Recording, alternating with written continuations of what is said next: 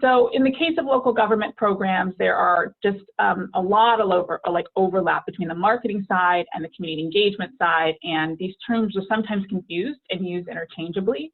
And a lot of times community engagement programs or public engagement programs are mistitled as marketing strategies and vice versa. And then this third bucket is outreach.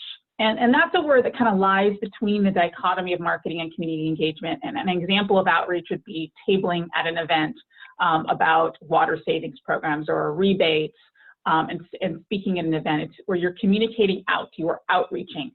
Community engagement often starts with an initial outreach effort or includes outreach effort, but it spans beyond that. And you can take community and public engagement and utilize a lot of those elements, both on the outreach side and the marketing side. And face-to-face outreach has always been a really important part of marketing, or at least effective marketing. I was recently reading a study that showed that people that interact with an organization at an in-person event or activity are 34% more likely to accept a call to action that they get when they hear it from people, rather than when they hear it just directly from a more static marketing or traditional marketing channel. So that reinforces why face-to-face interaction is important. It will continue to be important. It's a great way to encourage and motivate your residents to act in a certain way, and it's a way to build that relationship. And I know it's hard in COVID for us to get there. Both community engagement and outreach requires some kind of marketing support, and I think that you'll know this through working with your PIO and your communication team. A lot of times that marketing supports materials, it's information, but the real difference between marketing and public engagement is one thing: it's all about relationships. So relationships are really central to engagement. That is the goal. But even more specifically, it's about building positive relationships, and those relationships are founded on mutual respect, they're founded on transparency, they're founded on trust. Real community outreach takes both capacity and effort, and I think you guys know this now. We've been doing some planning and intentional thinking about efforts for a while. But for organizations that aren't used to doing this, it's a lot of work, right? And so we want to help you walk through how to do it in a way that works for everyone and doesn't seem like such a heavy lift. And I think one of the things we hear a lot from local government agencies is that they have a lot of other things they're supposed to be doing. How do they fit this all in? And there are certainly ways, when you have a team like you do here, of people that are kind of aligned along the values, it can be a much easier process. And I want to thank you guys, and just really hats off to you for taking the first step. We heard in Karen's intro yesterday that it's important for you all to kind of think a little bit differently about the work that you're doing. And I mentioned relationships, transparency, and trust. So why is trust important? A relationship without trust, I thought this was hilarious, is like a car without gas. You can stay in it all you want, but it will not go anywhere. And we also know that trust is earned, and it is built, and it takes a lot of time to kind of build together. And so it's more than just a transactional type of, I present it to you, and now you have my trust. It's really building that over time. And it's reaching out to people when you don't need anything from them, right? And so engagement helps you do that. It's more than just saying, hey, I want you to know something and I want you to do something for me. It's also about having that mutually beneficial relationship across the board. Trust takes years to build, seconds to break, and forever to repair. And I think the opportunity that you guys have is to really figure out what are some of the things that you've done in the past that have worked really well, and what are some opportunities that you have in the future to build trust, and how do you leverage communication to help you with that? So we in COVID don't have a lot of outdoor fairs, we don't have a lot of festivals, we don't have a lot of events, right? We have to do things from a distance, and it's really difficult, I think, to talk about how we're going to market projects and programs and opportunities to engage. And we're now in a digital environment. Let's really quickly go through and make sure that there's clarity on what the marketing channels are, and then we're going to move into what communications, ways we can communicate through those channels. So these ones should be pretty straightforward, so I'm going to go very quickly through them. The 4 major types of marketing mediums or channels. The first one's broadcast. That's TV and radio.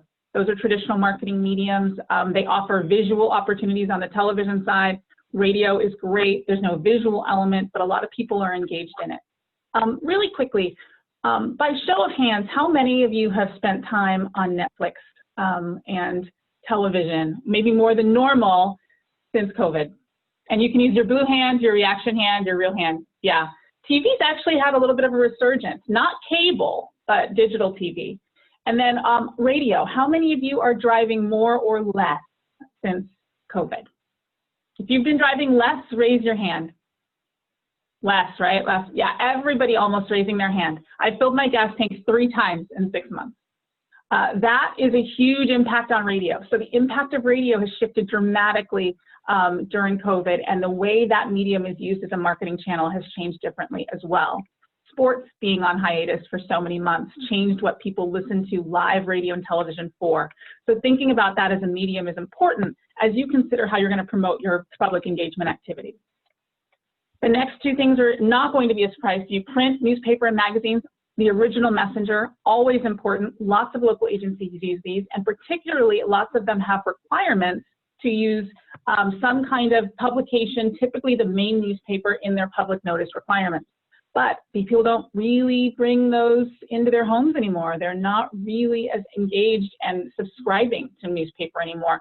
So thinking about your demographics and who is seeing these messages when you advertise in print is really going to determine who comes to your meetings, who participates in your events, who sees what you're trying to accomplish. The third channel is digital and interactive. This is a pretty straightforward one, but it is very different than social media. This is specifically the internet, it's email, it's mobile marketing, right? It's getting text messages, it's things on your computer.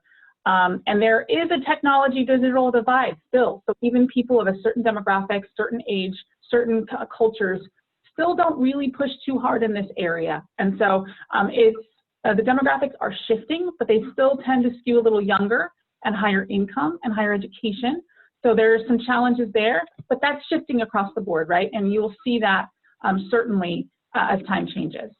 And then this last one is social media. You guys know this a lot. It's very cost effective, but it's also very disruptive. It's done a lot to impact every other marketing channel. And in the time of COVID, I think people have been using social media a lot to talk about their engagement opportunities, how to connect people to the next Zoom meeting. But the lines, because of social media, between engagement, marketing, and outreach have been incredibly blurred. You can do, technically, all 3 of these by social media, right? So it's really interesting, new thing that we found.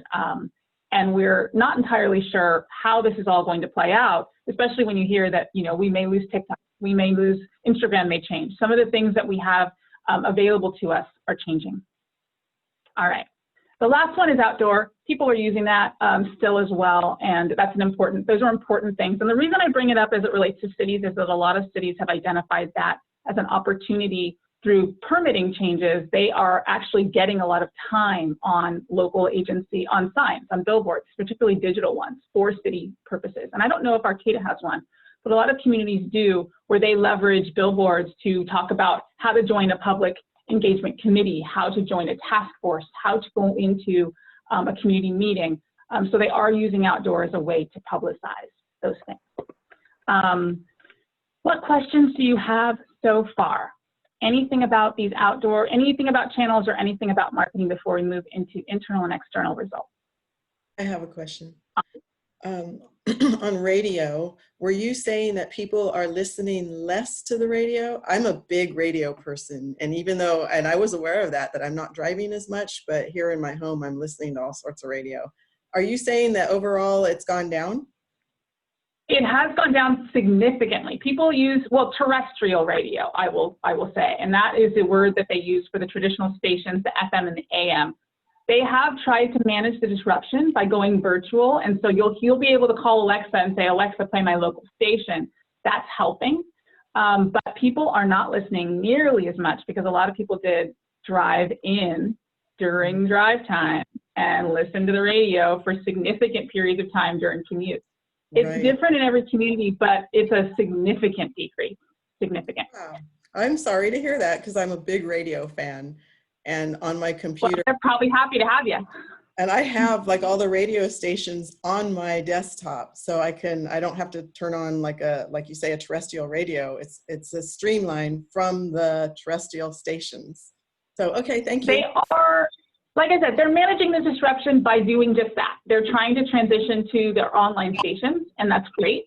And it's helping radio stations stay afloat. But but what you may or may not know is that online ads are different than the terrestrial ads. So the way radio stations make money is that they get people to pay them on those different mediums. And usually digital ads are a different medium than the terrestrial ones. So they're losing probably half their revenue. Oh, okay. All right. Thank you for that. Sure.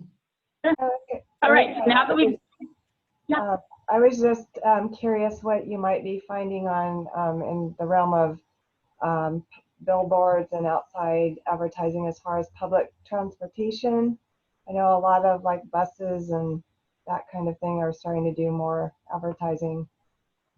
they are. It's a great opportunity. The production costs are very high on things like transportation. So they are usually loss leaders. While they're very effective when people are on the roads, they are not great if you have a low budget. The best thing if you have a small budget is something that's digital, something that's easily designed and placed and removed and updated. So we're seeing a lot of progress in, like I said, digital artwork. If the buses have the flexibility for easy, rapid printing and or turnaround, those are doing better. But it's not a moneymaker, sadly. I think your best bet's going to be things that are, like I said, easy production and fast production. Yeah. All right, let's keep moving to linking internal communication and external results. So we wanted to clarify definitions because everybody talks about these things differently. But as we mentioned a few times yesterday, really connecting the dots is really hard. And I've worked for local agencies, I've consulted for local agencies. Breaking down internal silos is one of the things that everyone deals with, like every community organization, every single organization, every government agency, and even corporations deal with this. So we know it's hard and it's not something that is unique, but it's super important. And I think you guys have already made, like I said, great headway in the last 2 days thinking about how can you work together on the public engagement side to make sure you're complementing each other and making sure that you've done the work that you need to do to really build those relationships and help evolve the community landscape and the contact list and those kinds of things. As you think about your internal and external communications team, I know we've got Kathy on the line, and she is kind of your PIO. She's making sure that you've got all the right messages. It's important that your internal messages and your external messages align. If they don't, your teams might be confused about what their goals are, and that tends to spill out, right, over into the residential space. So I mentioned this a little bit yesterday, but the point is that you all think of yourselves as different departments, but the community thinks of you as one city. And so your coordination internally will reflect itself externally. And I know that having, Kati in your future meetings is a great starting point for just making sure that you're all on the same page and you start to break down those silos. It's those little things that really, really do help. Here are some of the benefits of why internal collaboration is key. I don't think that I need to go through any of these with you, but I do want to put them on, in the spirit of a checklist, put them on a list for you, just so that you know what the purpose and the benefits are.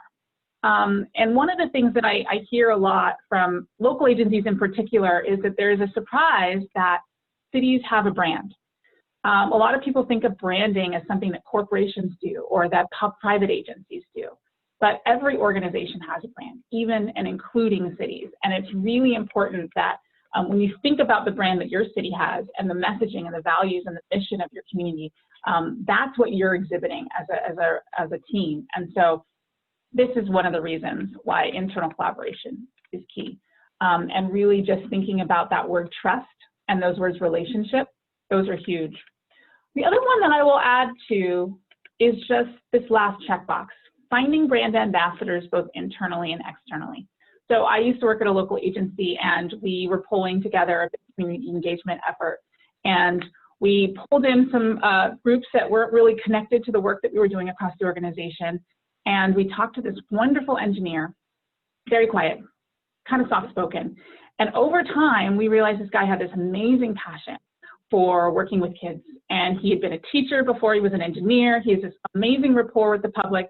And we were able to leverage his passion for being out and communicating and talking with his expertise in engineering and really connecting the dots for us. And he became one of our best ambassadors, our best branding opportunities. And so, his manager loved me because he's like, this guy's more engaged as an employee than he's ever been. Love it. And then we loved him because he was fantastic with the public and he really helped communicate across a lot of really hard to reach lines. And I think that's something you might find as well as an opportunity for both internal and external. So those are some key things. Before I move on, I want to talk a little bit about how to frame your information for the public. But before we do that, any questions so far? Okay, and I want to apologize for just like talking at you right now. There are going to be some parts for interactivity too. All right, the next portion of this is just about messaging, right? Because I want to get you kind of foundationally to the point where you feel comfortable talking to the public and framing your information so that they understand it. You know, this is something that people spend their lifetimes on and careers refining, and I think, you know, semesters on in college, right? We're going to cover it for just a couple minutes, but in a nutshell, as the screen says, words matter.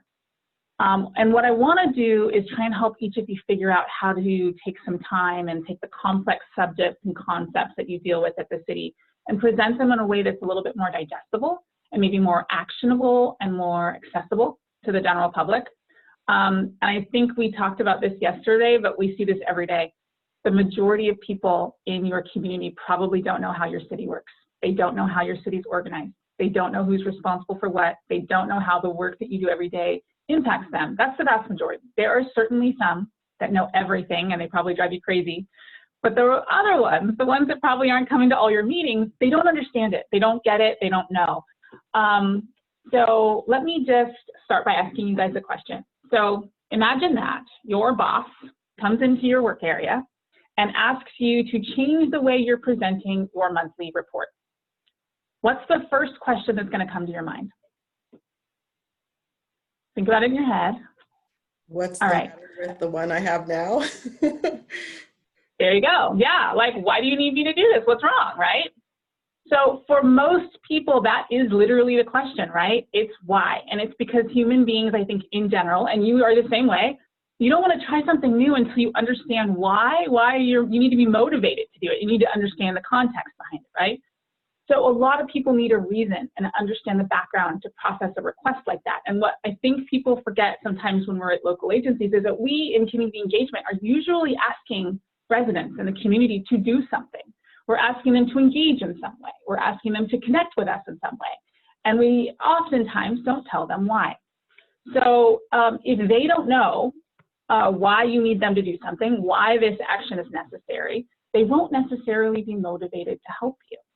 So when you think about messaging, thinking about how you want to change people's behavior, think about what are some of the things that might get them to do that. I spent maybe the first 12 to 15 years of my professional career as a publicist and a PR executive, and I work mostly with Fortune 500 companies, a lot of them in high tech. I spent a lot of time media training people, coaching them. I worked with CEOs mostly and subject matter experts, and a lot of engineers, a lot of tech guys, and women as well. And the key here is that a lot of them did not know how to present their products or their companies to everyday people. They knew their work really well, but they didn't know how to just kind of mainstream it, make it something like something that you could understand. And I found this a lot with my subject matter experts. They often overlooked answering why. And a lot of you are very smart on this screen, and I suspect that you may wonder why we would ask that question, right? A lot of the subject matter experts I used to work with assume that what and how are better ways to explain and influence their audience, the what and the how. But they figured that they knew their stuff so much that it was just so obvious. The why part was so obvious, they didn't really need to get there. So I think it's important to realize that not everyone thinks about things the same way that you do. And when you're working on messaging, particularly for projects and programs that are connected to the work that you're doing, take it from the beginning and start with why we're doing it. I can assure you the why is not always obvious to everyone else, even if it's obvious to you. So that first recommendation is to always ask why. Now let's say that you're giving a presentation, right, to a community organization or at a community meeting, and you've got a few dozen residents, and you take the opportunity to not just present them with plans and budgets, but you also interject and inject into your talk this compelling why. And it'll help them really frame it and think about it. And this may be something some of you are already doing, but we find that a lot of agencies tend to give every basic plan, every piece of the budget details, all the data, but none of the heart. So let me give you an example.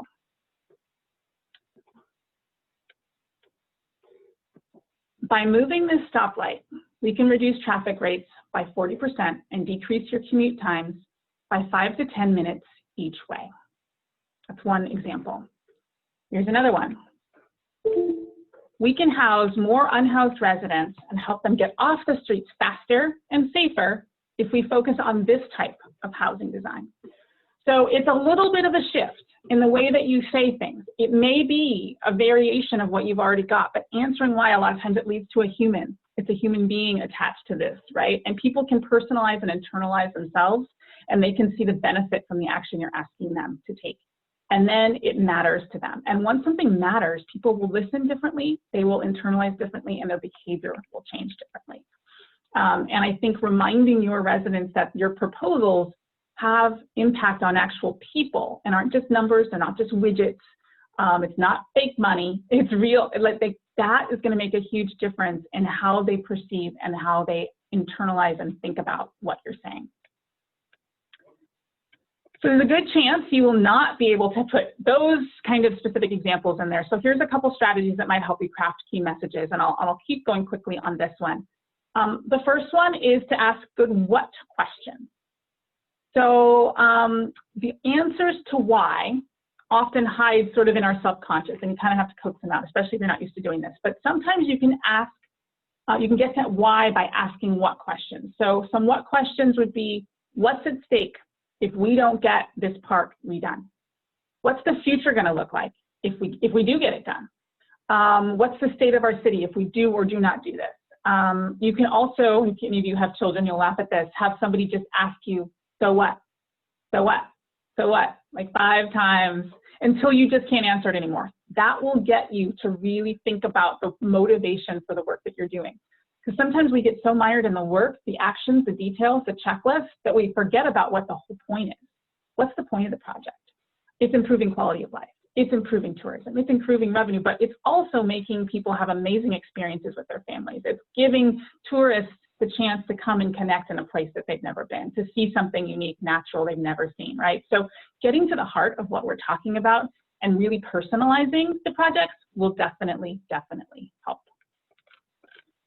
And then you're going to follow up with a because if you consider why, that's a good start, but you have to articulate it as well.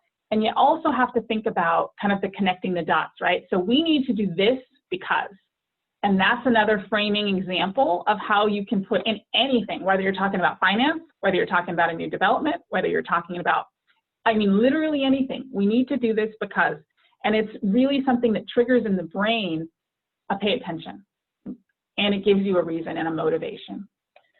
The last tip is to state alternate perspectives. I know many of you have been in public meetings and you've got your skeptics. They know everything and they know why you're wrong all the time. But the best way, and it's a kind of another, it's a trick, a brain trick, the best way to address skeptics and resistance is actually by addressing the potential perspectives that you have eliminated. So it might sound a little counterintuitive, and granted, you don't always have time to do a ton of this, but you can actually better persuade an audience if you just share a little bit about the ideas you abandoned and explain why you eliminated those ideas. It shows that you've considered it, you've tested it, and you abandoned it because you've thought through all the possibilities and you have a better answer, right? And if you ground your choice in community priorities, we talked a little bit about this in one of the focus groups yesterday, that's even better, right? So let me give you an example. We considered adding X, Y, and Z to the park, but in the focus groups we hosted with the public, residents like you were unanimously in favor of low cost and environmentally friendly options. So we took that to heart and went with Plan C. And that's why we're presenting this to you today. It reflects that they are heard. It reflects that they have been consulted. It reflects that you thought about a lot of other things, and this was the best of the options based on what they wanted. When you answer it like this, it really adds sort of a layer of empathy and a layer of persuasion. And people, when they understand and know why they're being asked to do something or why you're doing something, they understand your motivation, they're much likely to do it or accept that you are doing it. What questions do you have about this? Does anything jump out at you as like, oh my God, I can't do any of this. This is all really hard, or no, definitely not. I would just say I think these are all really great approaches. It's interesting too, when you present to a group and then you come back and you present to another group and they're like, well, wait a minute, we weren't included. And so there's sort of this evolving perspectives. And so managing that is also kind of important as well. It is. It absolutely is. And one thing that you might be able to do, and we're going to talk about talking to the general public, one thing you might be able to do is make sure you don't give the exact same presentation to every group. You know, learn from what you've heard in the previous ones, acknowledge, hey, this is what we've been doing, this is what we heard, and this is why we're here now, this is what they thought. Do you agree with this? I wouldn't recommend using an example like the one that's on the screen now unless you've actually finished your work and you're now presenting what you think is the recommendation. If you're still gathering feedback, you definitely want to give the group you're talking to the opportunity to weigh in and feel as though they're being heard, and really acknowledge and be honest about whether you can take that feedback, whether it's part of a large pool of input, or whether it's something that you're going to act on. But I completely agree. It is an art, not a science, as I say with public speaking, certainly, and every community group is different, and and when you do your planning, your intentional planning by group, one thing you haven't said, but I know that you've been thinking about is, as you plan these community meetings and as you plan certain key stakeholders and segments that you want to work with, they all have very different profiles and interests. And so some of your presentations should be tailored to those profiles and those interests and that level of expertise as well. And that's something that I know you guys know how to do. Okay, so moving on to tips for talking to the general public. I want to make sure you guys have some ideas for how to deliver a presentation. And if you're presenting to people sort of in your field versus people that are well-versed or people that are the general public. One thing that I think you all know is that, and I heard this a little bit yesterday, I was so glad to hear it, people that are in the local government field know things that people that are the general public do not, and know details, and they have nuance, and that's something that's not exactly common knowledge. So let me give you this slide.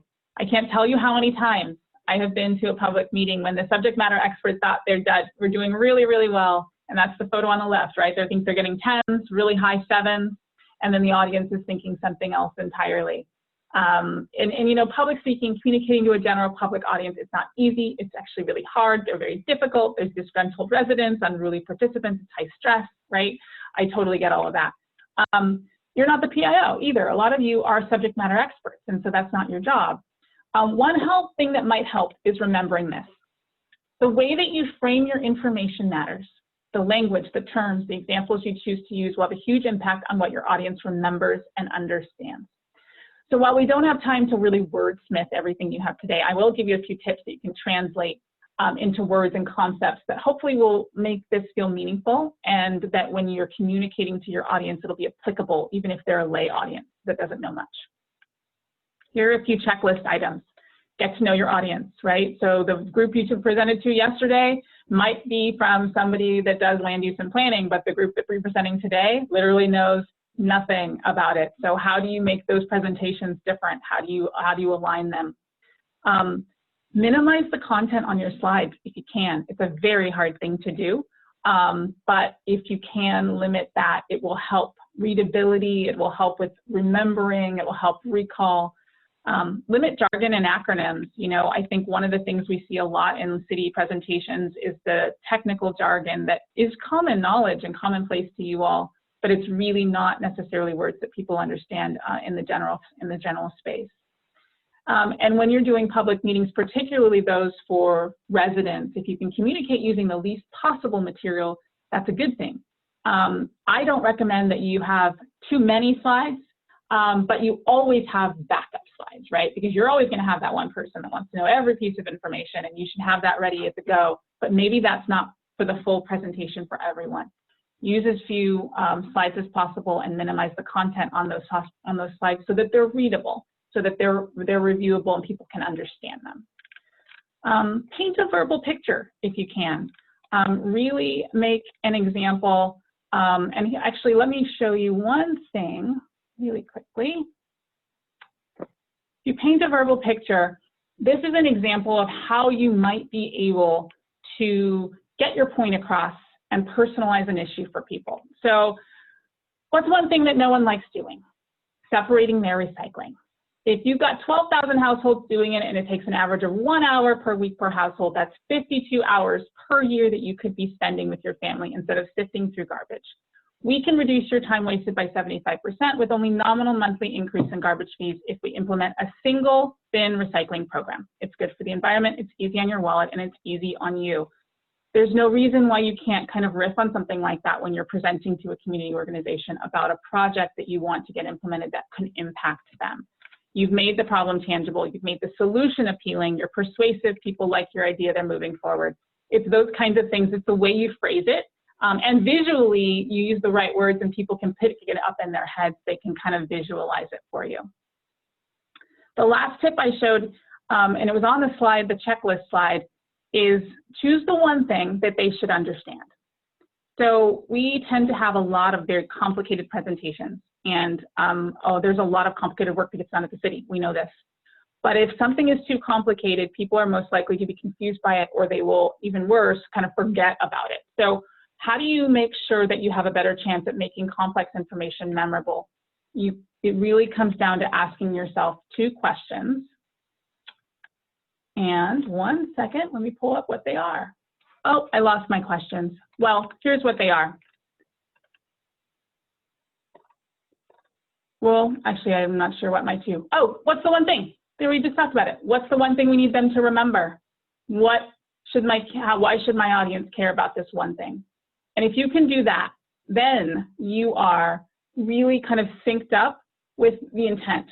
If you have too many objectives in your presentation, we've found that the audience will not really remember all of them. And so the key here is to focus and then make sure they know what their goal is too at the end of your meeting, and that will actually help improve the way that you present and the outcomes that you hope to get out of it. So, I've been talking for a long time. What questions do you have? I, of course, have a comment.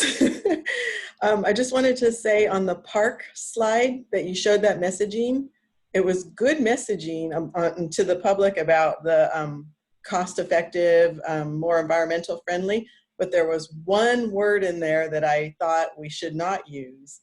It was, after the comma, it said, but.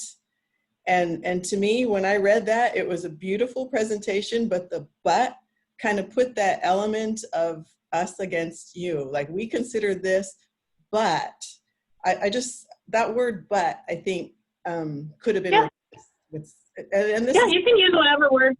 You can use whatever word you want. I think one thing that you'll see with the way that I've laid this out is this is not necessarily a written presentation. This is how people speak.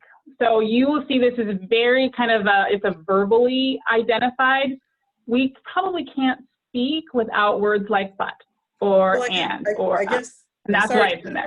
But that's something I'm trying to work on personally myself, is when we use that word but, it's just it kind of I'm going to give up trying to explain it, but I'm trying to use that word so much. I think it just... No, you're absolutely right. There are certain trigger words like, but can be perceived as negative in some contexts. I have never successfully gotten somebody to stop using it. So I just build it in, but you can, see, I just use it myself. You can figure out how to reframe that for yourself, certainly. And it's a best practice if you can do it. There are alternatives if you can't. You're right. It's hard. It's really hard. Hi, Karen. You're breaking. Shoot, I've got this headphone issue. Can you hear me okay? Yeah, better now. Yes. Okay. So it took me a little while to formulate my question, but if I could go back to the sort of the why slide, One thing that I've noticed has come up quite a bit for us is in terms of This long-term one? planning, there can be, huh? Is it this one? Yeah, that one, exactly. So I'm thinking about this in terms of long-term planning projects. Often it can be difficult to sort of craft a vision of what the future might look like because there's just so many variables that can happen. And so a why for a long-term planning project involves a lot of variables like, well, this is a good thing because we think that X, Y, and Z will happen.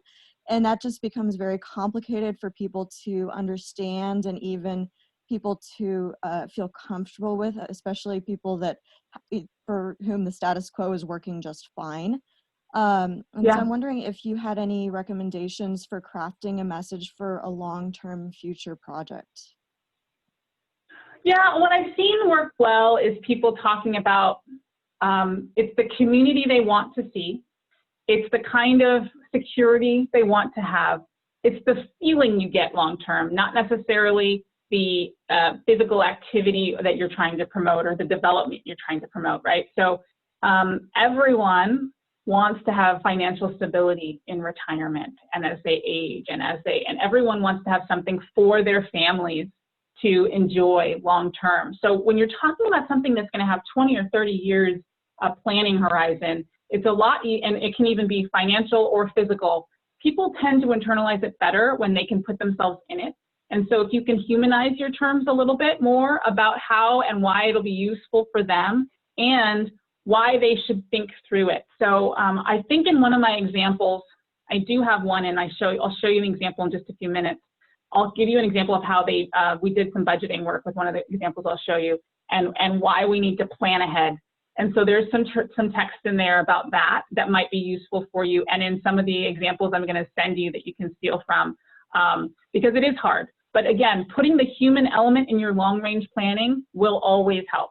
And I know each example is a little bit different, but that's what typically gets people to agree that it's okay. You're going to have people that are going to disagree that there's any issue with what's happening right now. And if you're making a long-term change that's going to dramatically shift how they feel right now, that's a hard trajectory to influence them against. But if you do know, and that they're based on surveys or others, that your population all agrees that they want to have this outcome in 20 years, that's really where you want to focus. And if your project addresses that, focus it on that. Does that make sense? It's not. Yeah, it's an art, not a science. No, that's really helpful. Thank you. Sure. And I think some of the examples I'm going to show you and that we're going to send to you when we get our Dropbox all filled will help you with that too. All right. So we are running a little light on time, so I'm going to go very quickly over the, I'm not going to go into the survey details. I think you guys do a lot on surveying. So let's go quickly to instant polling. So one question as we finish up on this section, one question that I have is, do you guys have, and Meeting Sift for you, can you guys log into your Meeting Sift with your cell phones? Eric, I do need you to stop the screen share so I can launch it on my end. Perfect. And you've got the code and everything? Yep. Excellent.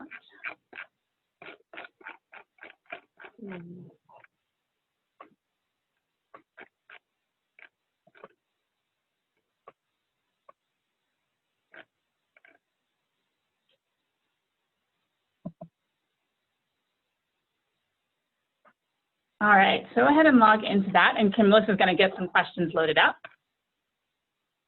I'm just giving people a second to connect, Erica. Perfect.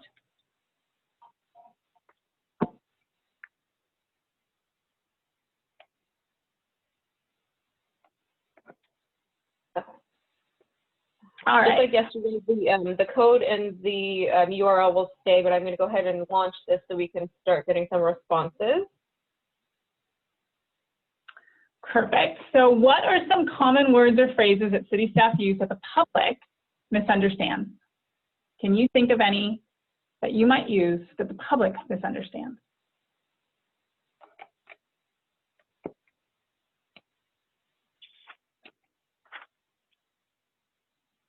Yep. These are good. Density, EIR, infill, all acronyms, yes. Compatible, CEQA. Keep dropping in any that you can think of. I'm certain there are a lot. Multifamily, yep. CD, CG, unhoused. Yeah, I even use that, unhoused.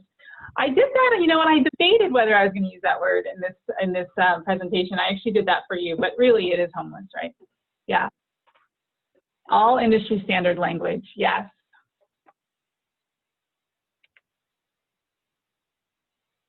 Plans, yeah. Significant, yeah. Excellent. And questions for the group, and this can be one that we don't do as a meeting sift, actually. Let's just do it verbally. What are some words that you all use internally, different departments use, that maybe have different meanings as well? Are there any intra-department phrases or words that have very different meanings depending on who uses them?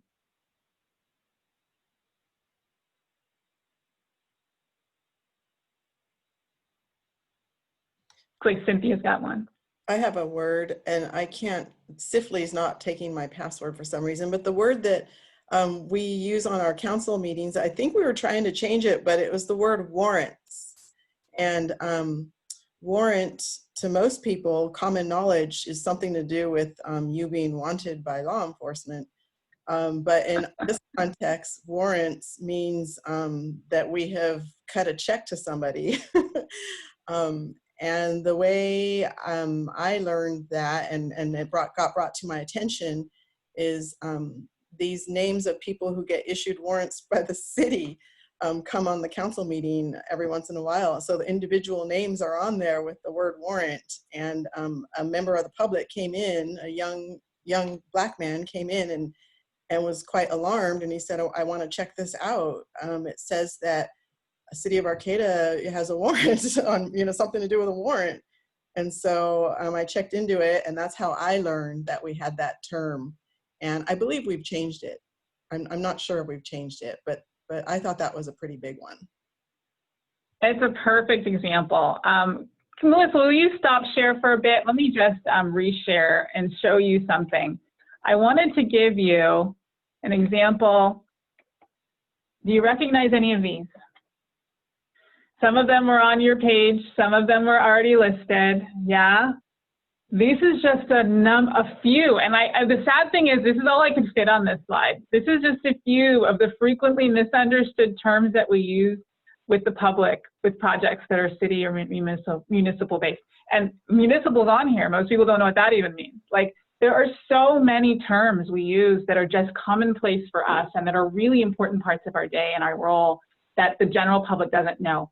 We aren't certainly able to remove those from our vernacular, but I do think that having the context for this as you're presenting to the public, even about things that are relatively easy, is really important context to have. And it's really important for helping to build that relationship with your constituents, with your residents, with your stakeholders, with your business owners. Make sure they understand the basics of what's happening and what you're proposing, because they are not going to always ask you, what does this mean? I don't understand is a very, very difficult thing for a lot of people to say. And so instead, they will lash out, or they will not engage, or they will stay away. And so we really do want to make sure that kind of limiting that use of these words, which are incredibly important, but the jargon associated with them will be really critical to your success as you communicate about the value and the impact of your projects. Sometimes you think it's one thing that people are really balking against, but sometimes it's just general awareness and understanding. And this is a simple thing you guys can do to move the needle on getting public approval on certain projects. All right, we are over time, and that's my fault, ladies, sorry. I'm going to, in your PowerPoint, give you the copies of the survey section. And I'm going to really quickly tell you about what's going to be in your packet of examples, because you really want to take things away and use them. Why reinvent the wheel when someone else is doing a decent job of something? If you can replicate it, do that. So we have a couple different communities that we've worked with. And one that I pulled from is the city of Roseville has done a great Engage project with their community about priorities. And it's long term priorities related to budgeting, related to finance. This is all pre-COVID, but they spent over a year working very closely with their community. And what we liked about this as an example is that it was a comprehensive engagement effort. It included outreach, it included marketing, it included really all the deep engagement all the way through to the point where they allowed the community to really weigh in on how things were prioritized in their budget. So I have here for you examples of the mailers that went out. See, very simple, very engaging, very easy to understand how city services work, how a community can understand how to prioritize moving forward. And then we also have examples of some blogs and videos and other things that they did with their subject matter experts to answer questions about how the government process works when as it relates to budgeting, as it relates to the city manager's office, as it relates to, and there's a whole run of them. We have the fire chief is one of them, the police chief is one of them, that's talking about kind of what their services are, how the community uses them, whether they can do X, Y, or Z short and long term based on the current projections. It's a really great example of a comprehensive effort to help drive engagement and to help inform and get buy-in, but also really make sure that people felt like they had the opportunity to connect. So those will be in a packet that comes to you probably, like I said, by Dropbox, because I want you to be able to look at the high-res images and see the videos and get the content. I think that will answer, Karin, some of your questions. We're looking, we've got a couple more housing and infill ones we want to put together, and a couple other examples we want to put together in a package for you so you can see them all. And so those will either come, if not today, they'll come next week, that have a kind of a batch of things for you to see what's working well in other communities and how they're marketing their activities and how they're leveraging communication and engagement to really have a successful effort. I've gone over time. Don't kill me, Hannah and Melissa. But that is your presentation on this. Any questions or surprises or other thoughts?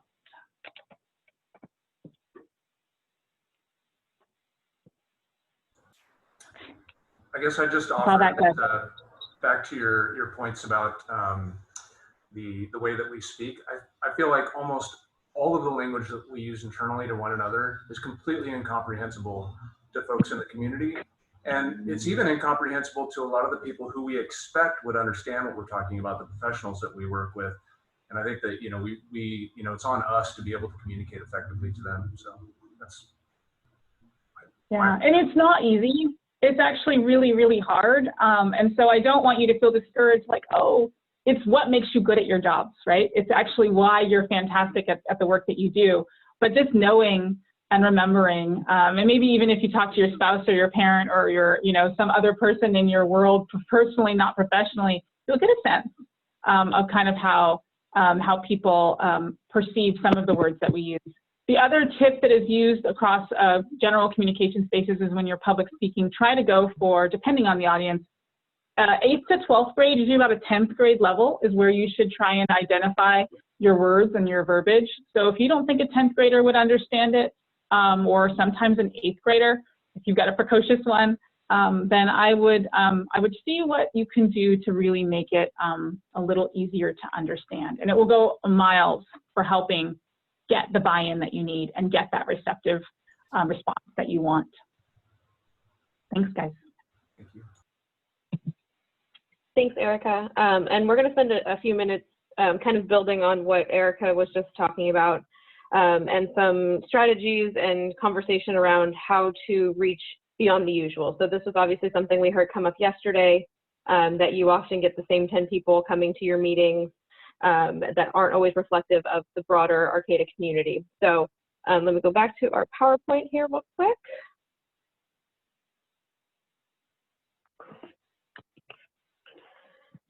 Okay. So these are just kind of some high-level strategies to think about as you're looking to reach beyond the quote usuals. So again, being very intentional about the groups that you're trying to reach and coming up with strategies that will resonate with them. So related to that, using culturally and demographically appropriate outreach materials, whether that's translation or how you're presenting your materials if your default is to use infographics and that doesn't particularly resonate with a certain group, thinking about how they consume information and what communication channels they use. Are they very social media focused, and so going that route? Or to Erica's point, the print or radio or TV. So thinking through how that target group consumes information and making sure that you're targeting there. Thinking again about translation or other accessibility issues, ASL, closed captioning for public meetings in particular. Some of that's required or will be required coming down the pipeline here.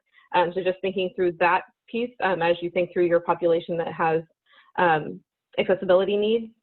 Potentially consider using focus groups of that group to test your messaging and your visuals.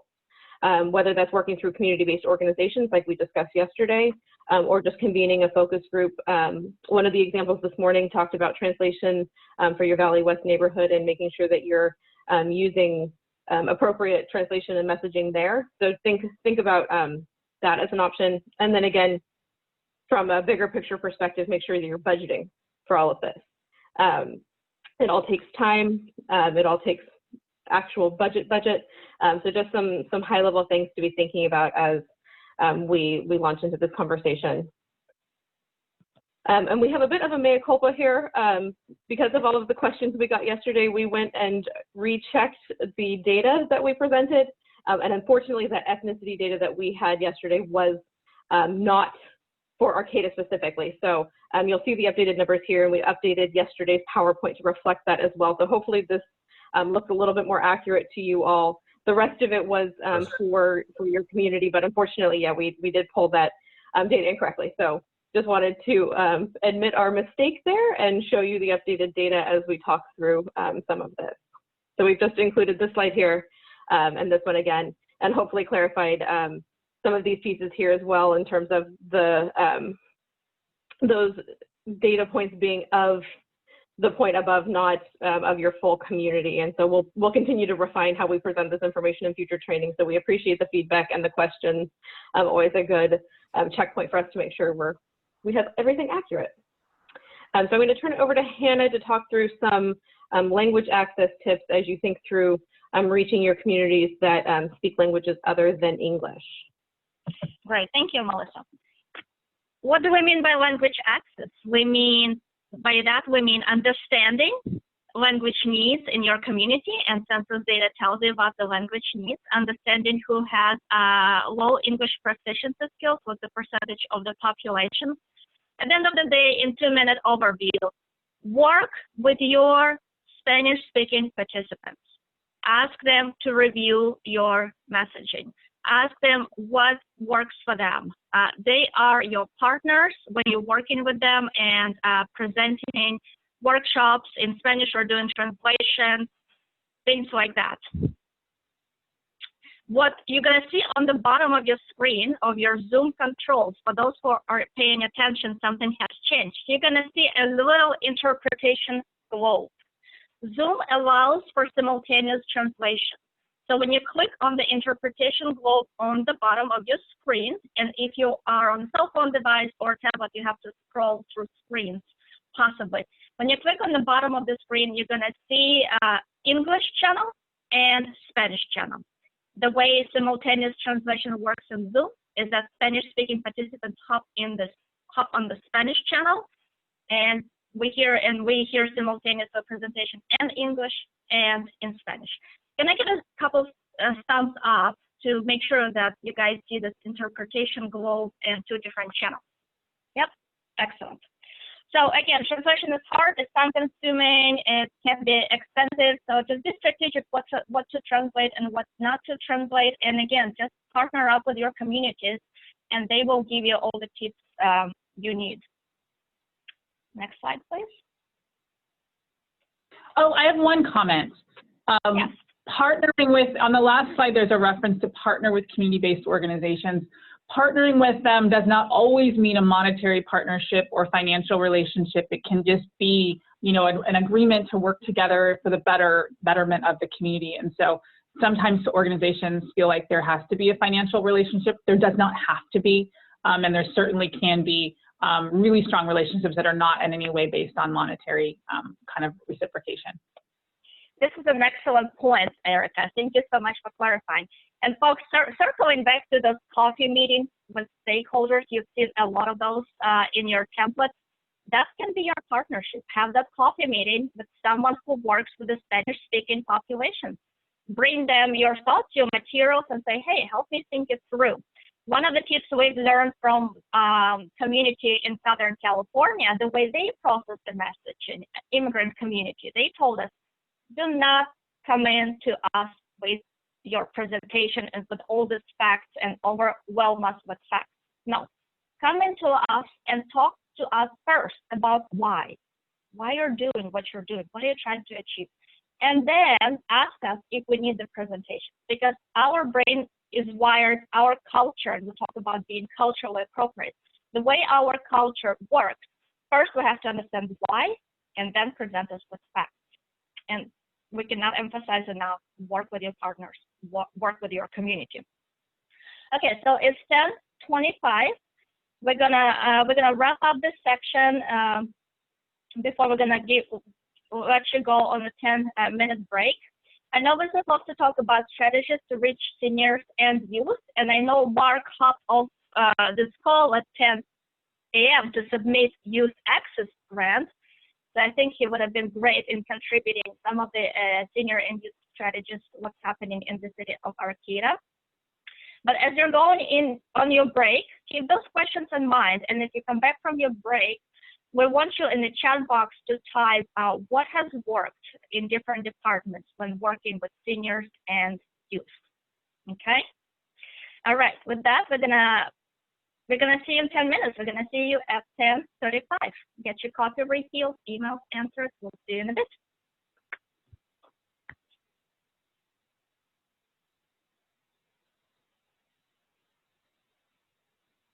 Hey, Ina.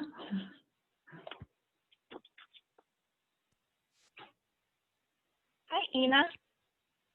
Hey, yeah, sorry I wasn't able to join yesterday, but I'm just kind of listening in for parts today. So I'll be a little bit in and out, but this is great. So you guys are doing an awesome job. Super impressive. Thanks, Ina. Welcome. Thank you. We won't call you out, don't worry. That's good. I was like, wait, I know that name. She's not in Arcata. Yeah, I was planning on joining, I was planning on going on vacation actually right now, and then partially due to the fires and also some stuff, we're gonna push it back a little bit. So I ended up being able to join last minute. Yeah, and just nice to listen in. I've actually never listened in on one of your tiers trainings before, so it's kind of fun. Okay, cool. So, just to give you a heads up, what's coming next on the agenda, we're going to be talking about the meeting design, very similar thing I presented to the group this week. So we're going to be talking about brief lecture for 20 minutes, and then we're going to break folks into small groups and give them task assignment design your meeting that incorporates engagement and interactive components. So that's coming. Cool. Okay, sounds good. Hannah, we're doing breakouts in the next one, yes? So 20 minutes lecture, we're gonna go over what do you think about when you design your meeting, and then 25 minutes exercise in the breakout. Yeah, and I think I heard you say this, but we're gonna stay in each group? No swapping this time? Yes, I confirmed with Carol, and I let our Arcata co-leads know. Okay. Yeah. Unless I didn't switch the slides. You said Arcata co-leads, right? Yes, Arcata, our co-leads, our design team. I use different words for you guys. Gotcha. Is that okay? I call you co-lead? No, that's totally fine, totally appropriate. What I heard, and my hearing isn't as great as it used to be, but what I heard was something entirely different. I was like, what? She didn't just say that. And then with English being my third language, it happens. Well, I wish I could say the same. Yeah, actually, that's one of the public engagement sort of challenges I have for myself is to learn another language, probably Spanish for our community. That, you know, I've been thinking about it for decades, how like, you know, in, you know, 50 years, Chinese, you know, Mandarin is probably going to be, you know, the common language as opposed to English, or they'll be at least co-common, you know. But yeah, I feel like not being able to speak directly to that large proportion of the population is just a real disadvantage. Yeah, and what we've tried in the past, David, when, you know, the disadvantage of not being able to speak to the population, there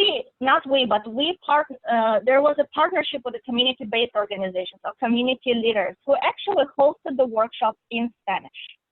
So translation takes a lot of time, effort. It's really expensive. What can be done is just like ask to host a workshop in Spanish.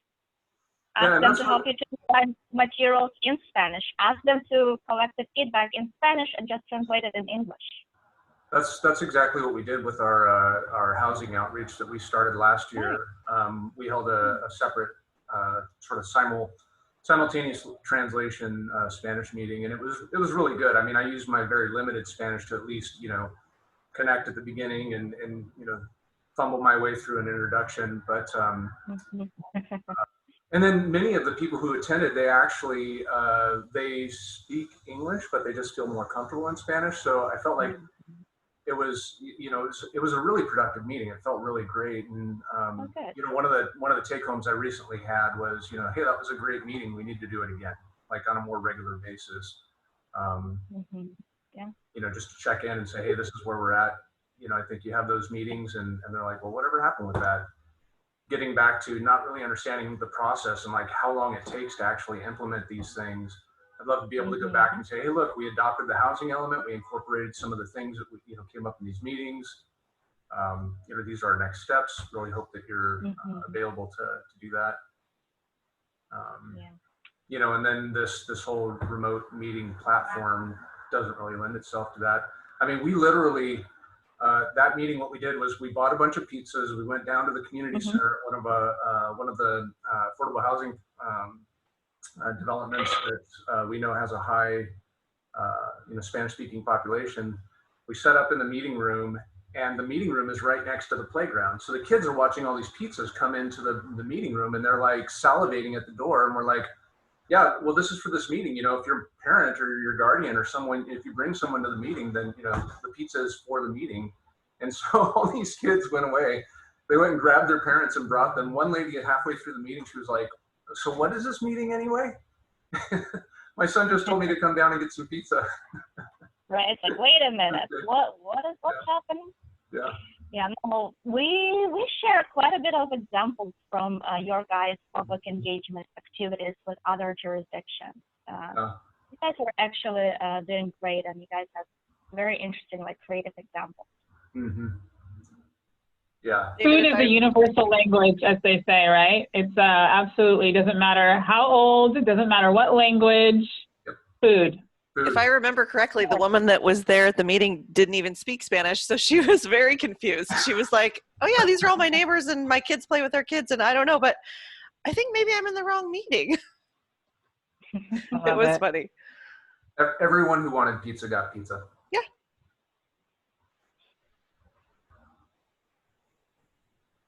Jen, I don't know if you were on, but I was just suggesting that we go back and somehow have another meeting. Maybe we can do it outdoors or something, you know, and space out, but just to let folks know that we adopted the housing element and, you know, that it incorporated some of the concepts they had, you know, talked about in that meeting, and then sort of giving them the knowledge that, you know, we're planning on more meetings as we start to implement the infill strategy. Yeah, I think that's a great idea. I also had a good idea, Erica, as you were talking about, I think it was you. Were you talking about designing your presentations for 10th grade? Or was that you? So I was thinking, wouldn't it be great to, this could serve multiple functions. Wouldn't it be great to connect with the local high schools and in part of their government classes, have them review our public engagement, have them as a focus group? I don't know if anybody's doing that, but that seems like it'd be a lot of fun. It's great. And if you don't have a youth council or another kind of existing team kind of way to connect with somebody on your that's already kind of connected to the city, high schools are fantastic. I will tell you that the government classes, there's like clubs that are a little more well-versed on government, and then there's like those that are more like politically oriented. And then there's the civics kind of classes if you've got those being taught at any point in the history or other coursework. And it's a fantastic idea. And I think they would love to help. And, you know, from a design standpoint, you probably get a bunch of people too that want to help both content and design. Totally. It's a great idea. It's a great idea. This is what the city of West Sacramento did when they were designing a bridge, and one of people said, like, there's no youth who's participating in these meetings, but they are the ones who is growing up in the city, living in the city. They're going to be using this bridge for the next like 50, 60 years. So they specifically worked with the group, I think from either high school or university, just that youth group to incorporate their feedback and hear about their design ideas. So it's always a great idea. Okay, we're at 10:35, and looks like we have 23 participants on the line. Let's keep going. In the chat box, take 1 minute, 1 or 2 minutes, typing what has been working for you in your department. What has been working when you're reaching out to youth and seniors? And we will look at the list.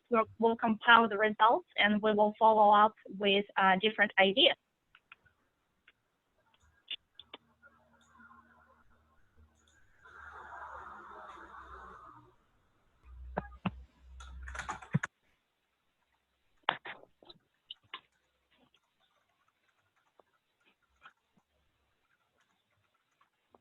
And as you're typing what has been working well when you're reaching out to youth and seniors, working with those groups in your department, in your experience, we're switching to the next slide to show you what's coming.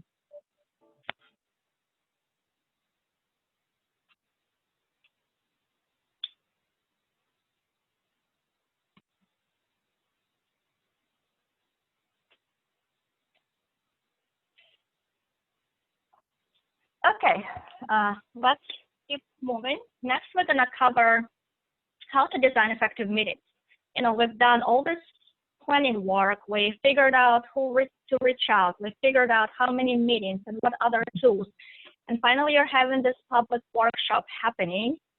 And at the end of the workshop, what we've seen in many public meetings, the participants are just not happy. They're like, well, that was too boring, too complicated. I don't think I'm going to attend this workshops ever again. So the idea is to design the effective meeting, and by effective meeting, I mean incorporating interactive tools, accounting for different learning styles, figuring out how to engage and make sure people participate and everyone participate in different ways. So we're going to get back to the big exercise in your small groups in a minute, but not in a minute, in 20 minutes, but first we're going to provide you an overview of what are some elements of the effective meetings. Next slide, please. Okay, so why meetings are not really effective, why it happens. When location is usually intimidating. Someone suggested yesterday, let's not have it at the city hall. Any government location is intimidating for people to attend.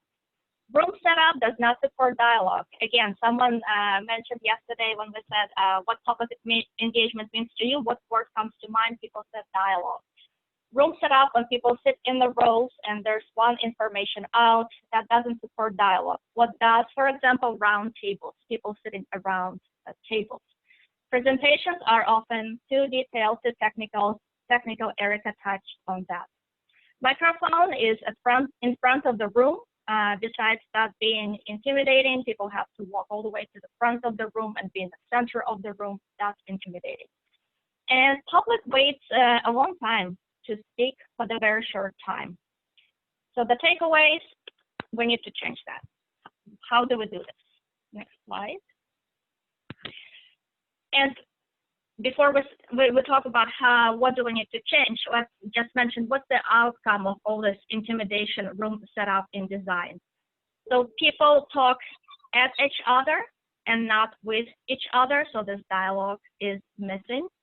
Our listening, understanding, learning, and thinking is impacted by all these elements.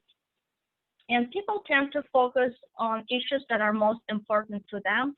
And again, it's part of it's part of the settings where there's no setup for a dialogue. So that's what happens. Next slide, please. So one of the things that we want you to all to consider as you're thinking through meeting design is how different members of your community consume information. So we've been talking at you a lot, so I would love if we could get some volunteers to read these so we can get some variety in our presentation. So can I get a volunteer to read what visual learners do?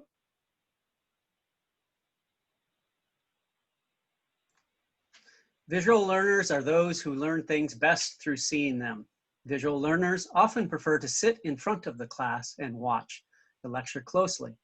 Often these students will find that confusing information makes more sense when it is explained with the aid of a chart or picture. Perfect, thank you. Can I get a volunteer to read the tactile learners?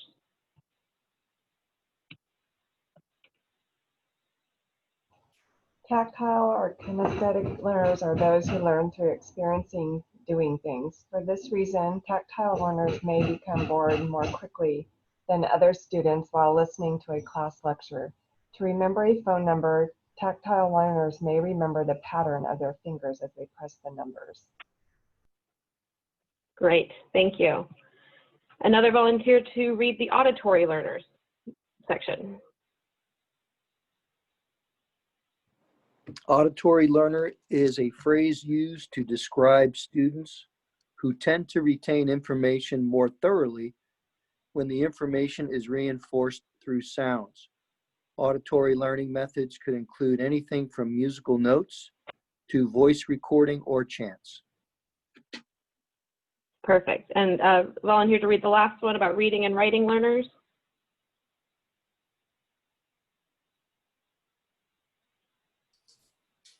Reading and writing learners prefer to take in information displayed as words.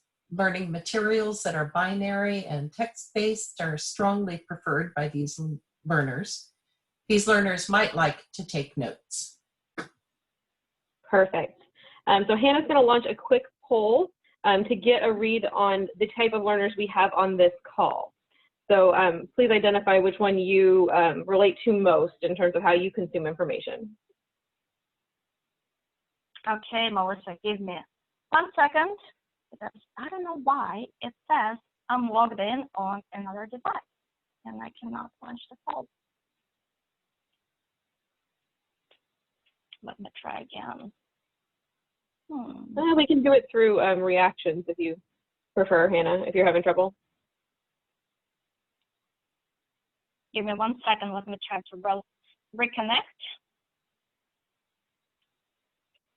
and see if it works. Nope, it's not working. Okay, we're gonna do it differently. I have all of you, I see all of your pictures. With the show of hands, how many of you are auditory learners? The show of hands, how many of you are auditory learners? I see Todd, I see David. Let me see, keep your hands up. Okay, I have 2 people. Okay, Melissa, leave this and I'm gonna count heads. Okay.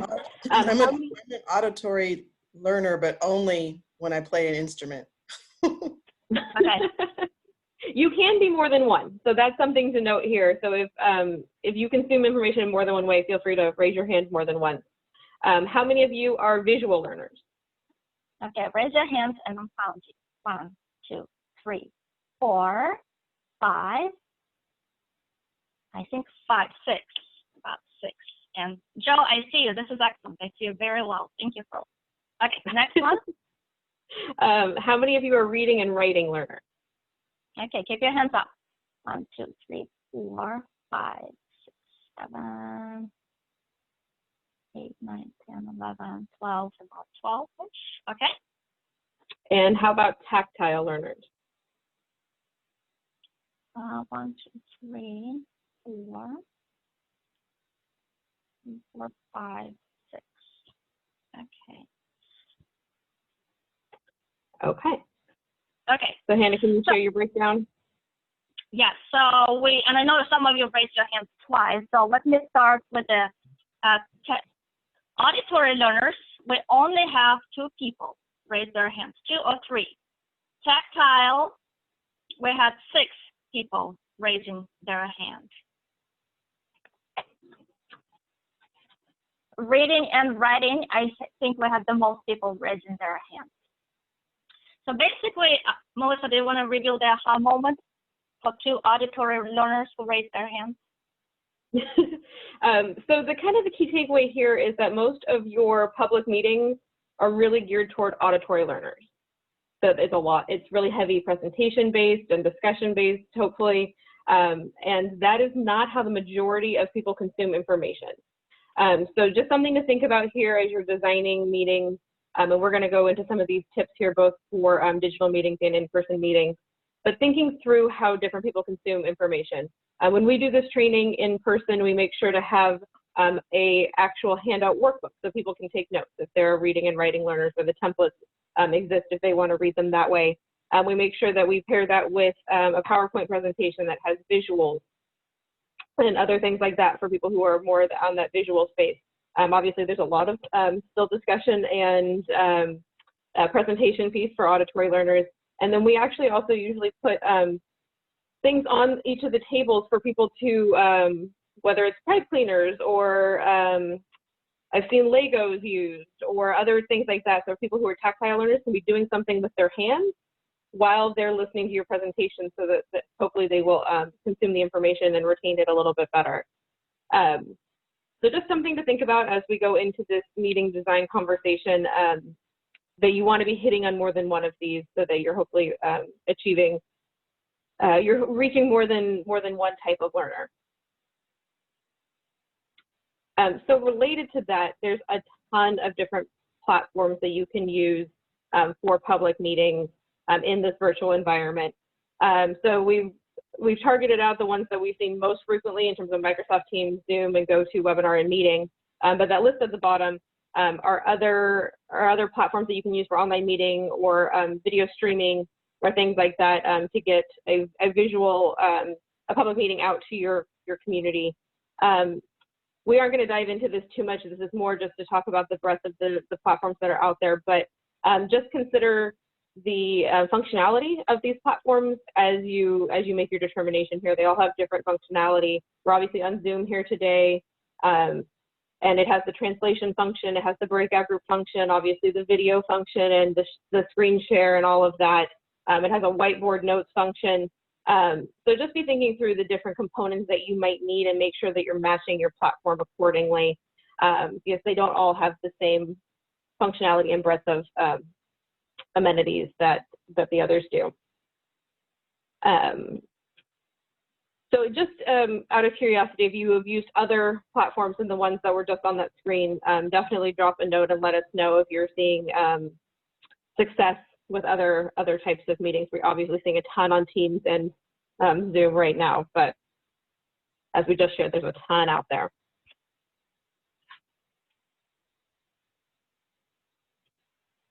So we've already discussed a few of these, so we aren't going to spend a ton of time here talking about some of the challenges to digital engagement and virtual meetings. As you saw in your demographic slide earlier, the digital divide question for you all in terms of access to the internet and access to devices at home.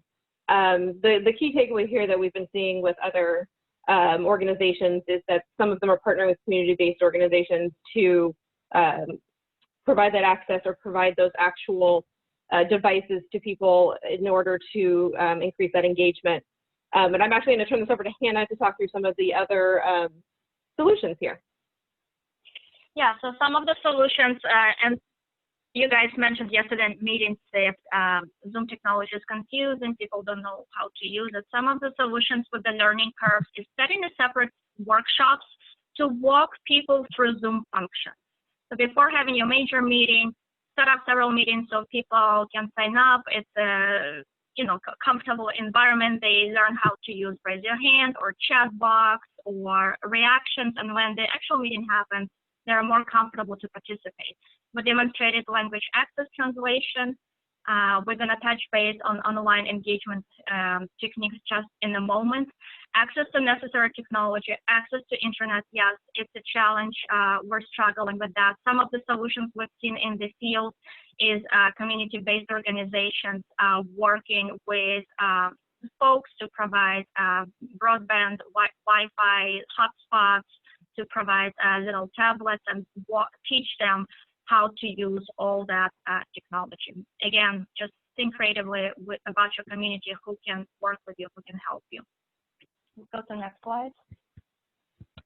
And while they're switching over, I think we talked a lot about this, and I think you might be already doing this, but I want to make sure too that you are also thinking about reaching out, like I said, to community-based organizations when you need nothing at all, when you want them to do nothing.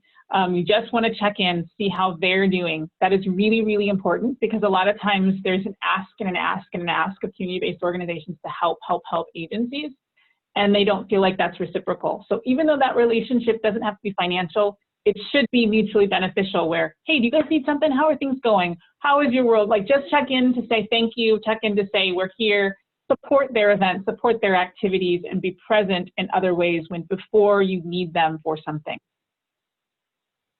No, that's a great reminder. Thanks, Erica. Yeah, a lot of this is asked of community-based organizations, but in order to be a good partner, definitely make sure you're maintaining that relationship when you aren't making an ask. So this next slide just provides some design tips when you're thinking through virtual meetings. I won't read all of these out, but just want to hit on a few things. This is something we recommend in in-person meetings and online meetings, is keep your quote lectures kind of short. The example I like to use is if you listen to somebody talk too long, everybody starts to sound like the teacher from Charlie Brown, and you just kind of tune it out. It's in the background noise. So make sure you're thinking through varying your presenters and hearing from different voices. Obviously, we just talked about learning styles, so making sure you're considering that as you design your meetings. We already talked about language access. And on the platform side of things, we just touched on this, but make sure you're picking the right platform to meet your needs. And something important here is to explain the platform up front. So Hannah just touched on this a little bit as well, but making sure that your attendees are comfortable engaging on the platform. What is the etiquette? Should they stay muted? How do they ask questions? How do they engage if they have a comment? So just making sure that you're providing clarity for your audience in terms of how they can engage during the meeting. And now Hannah's going to talk through some interactive techniques. So again, you're not just talking at your attendees and your residents all the time. Yeah. One other really quick thing before you jump to this technique, just really fast. The last bullet on the last slide for Melissa's section said something about pick the right platform. Pick the right platform based on what category of the spectrum you're going for on the IAP2 spectrum, right? So don't pick a platform that's going to create mayhem if you're really looking for a one-way communication just to inform, right? There's different platforms that are good for different types of engagement and interaction, and be mindful of that not every function, not every meeting should be a Zoom meeting with everyone full access and able to unmute themselves and to weigh in throughout the entire process. So just a heads up on that. This is excellent point. Yes, intentionality all the way, the word of the day. Okay, some of the meeting techniques, how can we make our online meetings, and a lot of this implies in-person interactive. You see the list and you recognize a lot of techniques that we've been using over the course of 2 days, surveys and polls, and we use 2 different types of surveys. Large group share and popcorn, we've done that too. Softball opening questions. This is for your surveys or when you're kicking off the discussion, kind of the warm audience up. Small groups and report outs. We've done that. Icebreakers. Well, we didn't get to the icebreakers, but you guys are from the same city. Digital charting, reporting out. So I typed some notes yesterday. There's an opportunity to type notes in front of you in real time. Just another way to convey information for those of you who are those type of learners who prefer to read. word clouds. We demonstrated some word clouds yesterday and today in our Zoom meeting SIP polling. Parking lot, it's a technique for making sure your community is heard. When community comments get a little bit off topic, we don't want to just cut them off. We say, hey, I'm hearing you. Thank you for your feedback. I'm capturing your attention, what you're saying on a separate piece of chart paper or on a separate document in Zoom. And games, there's a lot of online games, especially during this environment. Go and explore some games online, see what works for your meeting. Personally, we haven't tried some games, digital games, but we've done a couple games in our own in-person training. Okay, so the next slide is very busy, but I want to walk you through this meeting design agenda where we incorporated a lot of interactive techniques. And this meeting took place on Zoom. This meeting was for the steering committee, one of the meetings for the steering committee. And the goal for this meeting to understand community air pollution concerns. What are some air pollutions happening and where it's happening in the community and what are the sources? So we had Spanish-speaking translation and Spanish-speaking participants on this meeting. So the Zoom translation was up. We provided welcome agenda review Zoom controls. We talk about Zoom controls, which buttons to use and how. We did a very quick presentation for about 50 minutes, types of air pollution control, and took some types of air pollution concerns and took some clarifying questions. Then we provided instructions for the breakout groups and took some clarifying questions before sending people to the groups. In the breakout groups, if you look at the timing, it took most of the meeting was breakout groups. Participants were sharing air pollution sources and where they're located. And your group facilitators were capturing those feedback in two ways. First, they were writing it down in the Word document, just like we did yesterday in our breakout groups.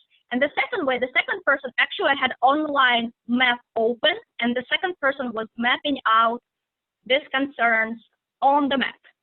So at the end of the meeting, when breakout groups came back to the main session, all 4 different groups have the same digital map, and all the feedback was captured in real time, most of the feedback.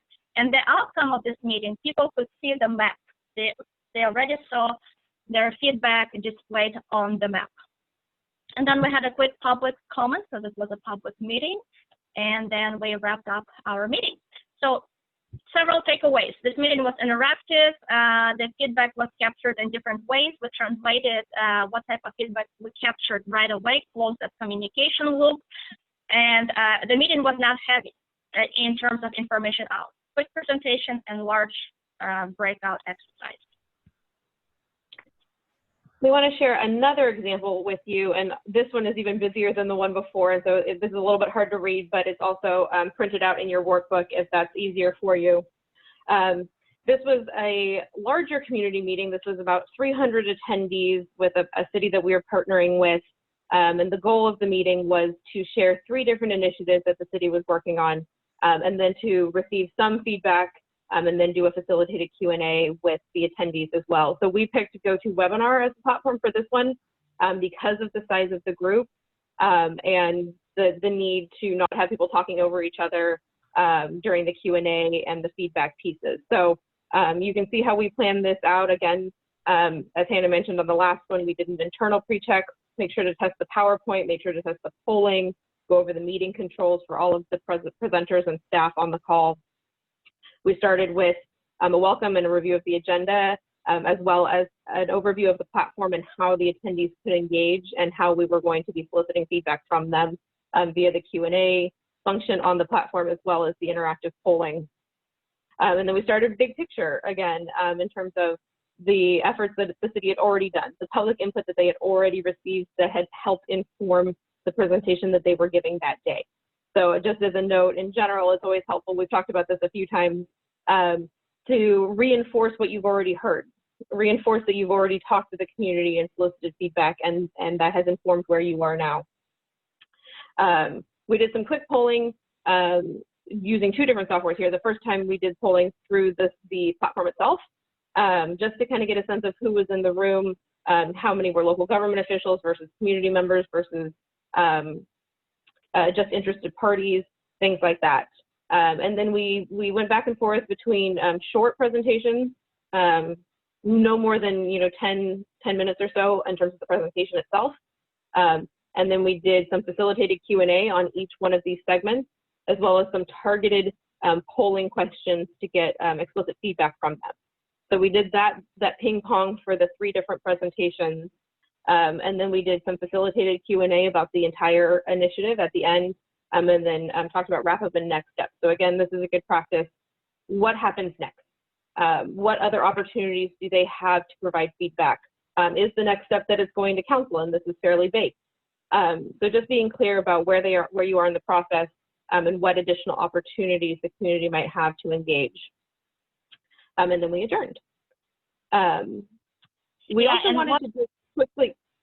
Go ahead, Melissa. I was just going to say, we just wanted to quickly show you a couple of in-person examples. Obviously, this is not an option right now in terms of how we're meeting and engaging with the community. But again, hopefully in the not too distant future, we'll be able to do in-person meetings again. So just wanted to give you an idea of what some of the components that might happen in those meetings are. And again, this is also in your workbook, but we just wanted to focus more in on the digital meetings right now, since that's where we're at. Hannah, did you have a comment? I'm sorry. Yeah, if you can go back to the previous slide, I want to talk about intentionality of design and set the stage for our exercise, which we're going to be sending you in just 1 minute. You're going to be thinking about designing a meeting and thinking about intentionality of that design and different components you can incorporate. So we knew this meeting is going to be 300 people, so we purposely choose GoToWebinar because the chat box with 300 people can explode. And it can explode with a lot of not so nice comments. So in the GoToWebinar, the chat box is, for example, private, but we still wanted to hear from people and engage. So we did kind of behind the scene analyzing Q&As, comments, and bringing them up. This meeting was a lot of information out, and it happened because this meeting was at the end of the public engagement process when a lot of feedback was already collected, it was like final stages. But we still wanted to provide additional opportunities for the people to participate. So you see this meeting was kind of lecture heavy, but the way we did it, we kept it interactive. Lecture Q&A, polling, lecture Q&A, polling. So we constantly kept people engaged. So this is the intentionality of the design. We've shared a lot of tools with you, how to be intentional and what different techniques to use. So in about 1 minute, Carla is going to send you into groups. You're going to spend 25 minutes in your group. We're going to reconvene at 25 minutes, and you're going to design a meeting. It's going to be the same drill as yesterday. It's going to be a scenario. Please don't spend too much time on step 1 to the high level overview. Quick brainstorm what's the purpose, what we're trying to do, and then get into the meat of the exercise. ILG will be joining you in each group, and thank you to our Arcata design team for facilitating those. All righty, guys, you all ready to move? Remember to click join when I send you there. Enjoy your time. Thanks, Kevin.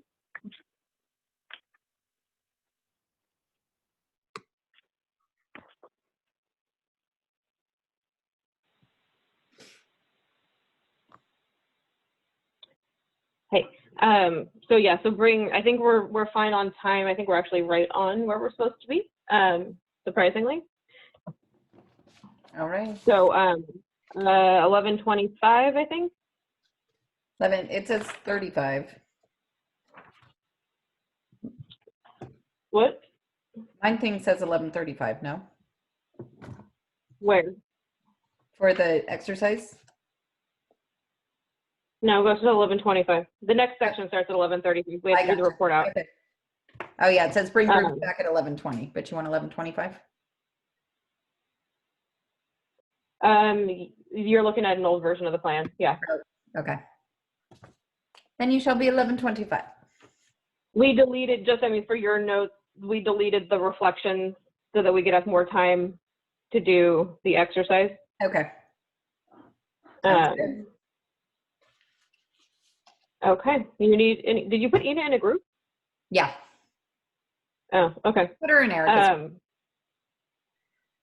She doesn't have to be on camera if she doesn't want to, but I thought I like the group exercises. I think it's good for her to see. We look really dumb on camera together. It doesn't look bad in a group, but together we look kind of silly. Yeah, no, that's I will change before our next meeting, I promise. Okay, all right, I'm gonna go join my group. Thank you. Okay, bye. Wait. Oh, never mind.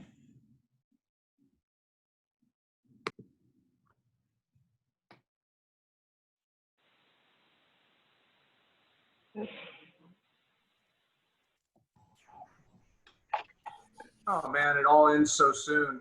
I was just formulating a really good idea.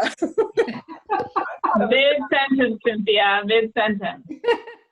I warn you guys, I warn you. No, there's never enough time in the breakout group. Definitely one key takeaway. So we are hoping to hear from each of you now and how this conversation went. So hopefully everybody picked somebody to report out, and I'm happy to let the facilitators share their screens if that's the most helpful approach. But we just really want you to share what techniques did you choose. So as the scenario laid out, we're at the point in the process where you've received a good amount of input from your community and you're trying to narrow down and prioritize some of the amenities that you'd be looking at for this park. So which techniques did you choose to make some of those distinctions, and why? Why did you choose that approach? So did we have any volunteers, or should I pick on a group? I mean, we can start with the best group. That was my group. Oh, no, our group was amazing. Well, I was voluntold. I was voluntold to speak for our group. That was intentional design, by the way. Thanks, Susan. Okay, Susan, do you want Jen, could you share your screen? Yeah, I'll share my screen. Yeah, do you want to share your screen? Okay, let me stop sharing here, and I'll let you take over. I'll say that we kind of preface this with the understanding that we had already had a number of conversations with the community already. So our goal at this meeting was pretty clearly defined, that we were going to drill down on the specific amenities that we were able to provide in the park, and that we were going to get the final amenities list. So that was the purpose of the meeting and why we were gathering. And our audience, of course, was the folks who'd already been there, as well as other people that were both interested or where this will be part of their community. The goals of the meeting were, first of all, to underscore what had already been done, the prior conversations, the prior review of the budget and the constraints that we would be under for this long-term project. And so we needed to we needed to let people know, especially for new attendees, that this is where we were at. Here's what we already did, and here's the budget and the constraints we operated under. Oh, who was invited? In addition to the community members, we would have city staff there, including engineering, police, facilities, maintenance. And as far as community members, it is the neighborhood folks, recreation, the people who would be using the park for recreational features like boating, fishing, hiking, that sort of thing. And apparently we crossed out community input. Actually, what we were going to do with the community input that we get here is to prioritize, to explain what our next steps would be, to create a final amenities list using the breakout groups that talked about what was important to them, and then to explain why we made those decisions, how it fit within our budget, etc. Perfect. Is that it? Yeah. So what components did we choose to them? How are we going to achieve those goals? Just walk us briefly over with the meeting components. Well, thanks, Susan, we have to speak very fast. Too, so. There's me know if you Nelson, need any we have help. to speak really fast during this meeting because he wanted us to have really short time periods. So quick introductions and to go over the agenda with the attendees. Then another 5 minutes to recap why we were there and what our prior meetings had looked like, and to provide, using images and a design layout, what the amenities were that we had decided on. Then we would spend 40 minutes doing an interactive, having an interactive period with the attendees. Prior to that breakout, we would have an overview of the funding, letting folks know what the maintenance and upkeep costs would be and the resulting constraints on how much we had to spend. Then we would have the breakout groups prioritize the amenities based on the budget. So there would have to be a lot of work ahead of time to identify what breakout group would do what.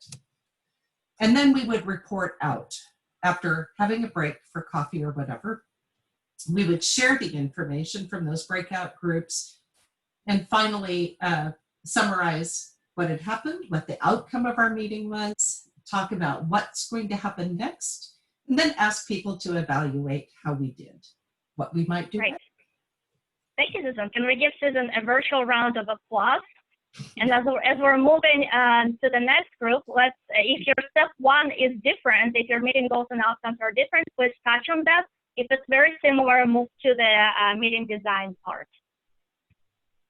I'll jump in next for our group. Kayla's going to present, and then I'm also going to show you something cool that I learned about Zoom. You can actually give someone else control of your screen. So I'm sharing my screen right now, and then under the options, there's a remote control option. I'm going to scroll down and give my control to, wait, Kayla, you're on here? There you are. Kayla, she's going to present for us, and look, no hands. All right, so I feel like ours was very similar in terms of the purpose of the meeting. We've already had meetings. This is kind of like the final engagement, kind of bringing all the final priorities and, you know, closing that communication loop, like what ideas have we already taken, and, you know, our final feedback to do our final project design. And we kind of talked about getting that consensus from the community, having that inclusive access. And we didn't super get into that, but potentially having either a separate meeting for Spanish speaking people, so it's a focused thing, or having translation and figuring out how that could work digitally. Let's see, so for ours, for who's invited, we kind of said the same people that have already been invited and already included in this whole process, but then any additional people who are finding out about the process as we go along, just because we know people aren't going to be there from exactly start to finish. People are going to find out more through our marketing and through our engagement process. We also agree with having city staff and maintenance staff, et cetera, there to be able to answer questions that people have as those questions are coming up, rather than saying like, oh, we'll get back to you about that. Let's see here. Scroll down a little bit. So our schedule,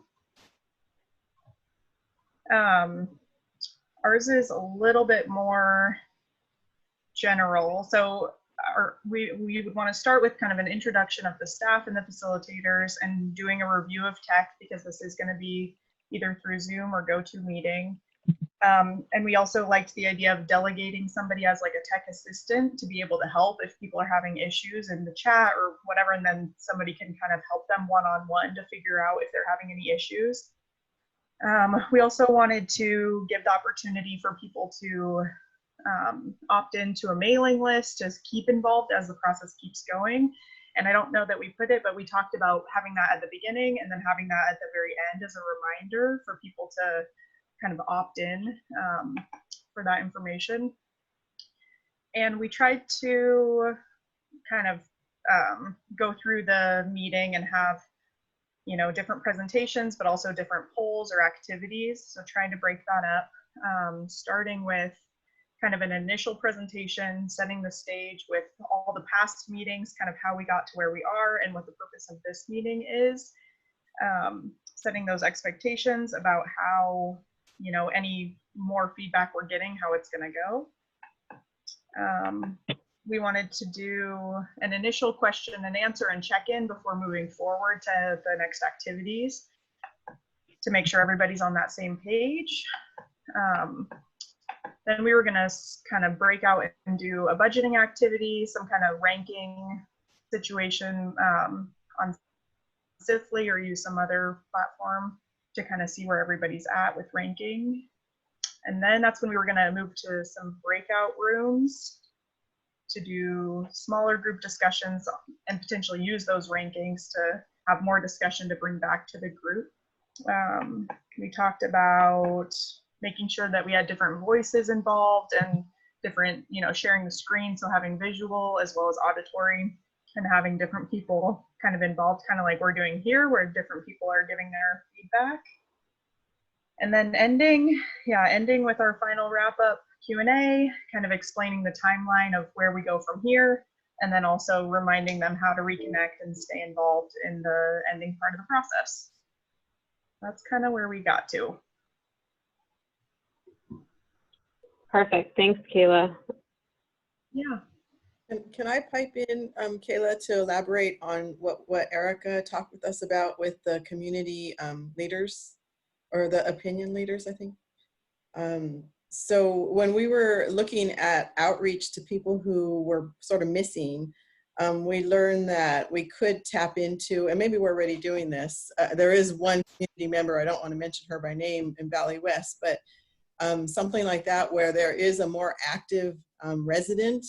They're not necessarily a formal leader. They may not have a title like that, but they are more active in their community and they have a lot of contacts in the neighborhood. We really want to embrace that individual and have them work with us on our behalf to reach the people who we are not reaching as an institution. Mm-hmm. They may be more successful with reaching on the neighborhood level. So we really want to tap that person. Yeah, thinking through who might be your ambassadors in the neighborhood that you're trying to reach, whether that's through formal or informal leadership.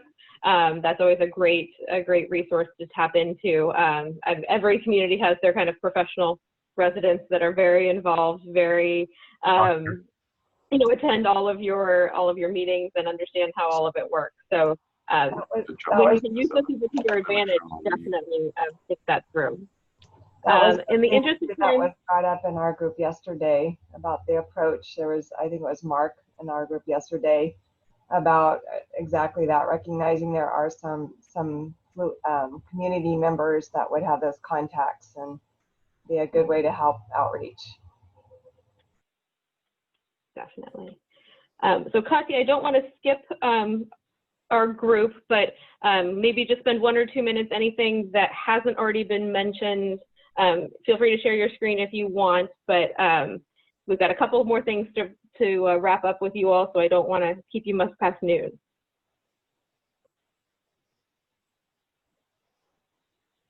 From the group want to share? I feel like I've been talking a lot. Anyone?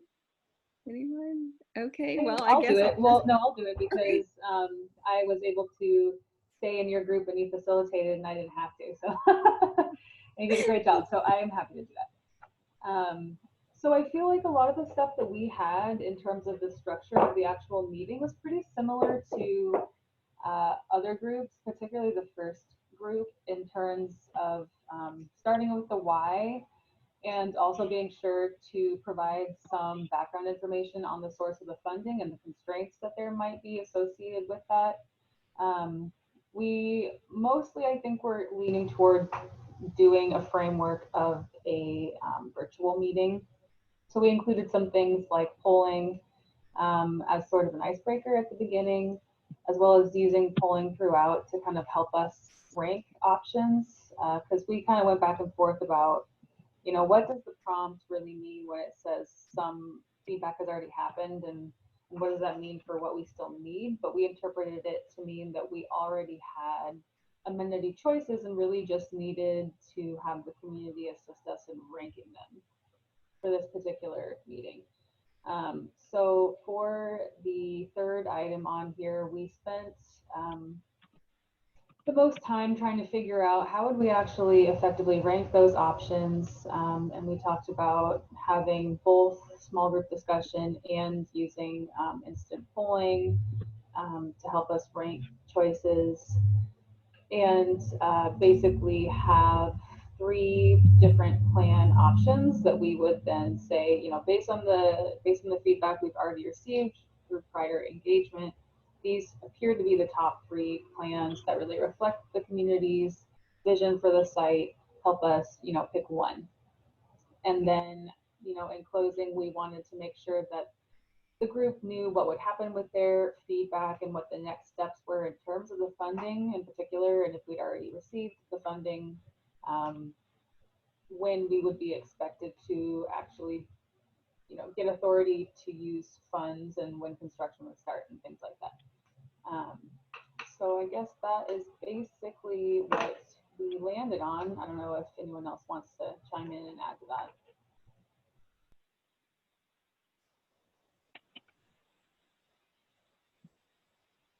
Good job, Dila. Anyone else?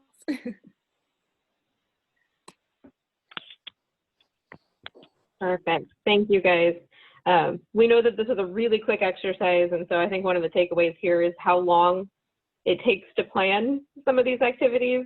So just be thinking about that as you move forward, and especially with the intentionality of, again, the goal of the workshop, who you're inviting, what types of interaction and activities will get you the feedback that you're looking for.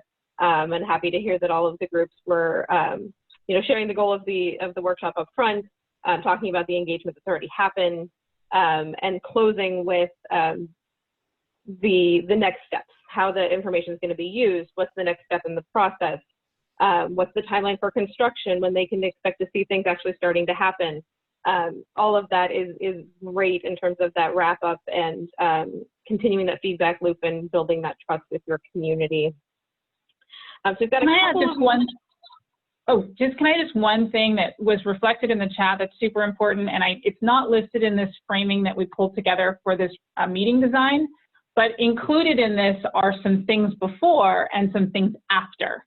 And the things before reflected in the chat, one comment was, should we be talking internally about this first? Absolutely, yes, yes, yes, yes. Get together. Plan this meeting together. Talk outside of your department. Talk with other stakeholders within your organization to think through all of these pieces. Prep for your speakers and your subject matter experts, particularly even in a virtual environment, the breakout room kind of people that are going to go in and help guide a conversation. Your co-host, if you have them, your subject matter expert hosts that might be helping the public through that meeting, they have to be briefed, and they have to be briefed very well to manage that process. And then I also recommend a debrief after. How did you do? What do we need to do differently? How do we make this work for us in the future? And again, you're a team. You guys all now are on the same page. How can you keep refining and refining?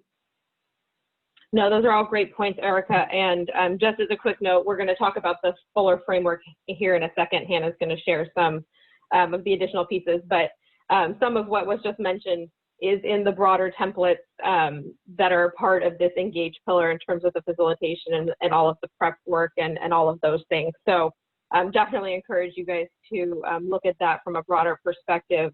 And Hannah's just going to do some quick notes on the rest of the framework and what the other components are that you might want to look into.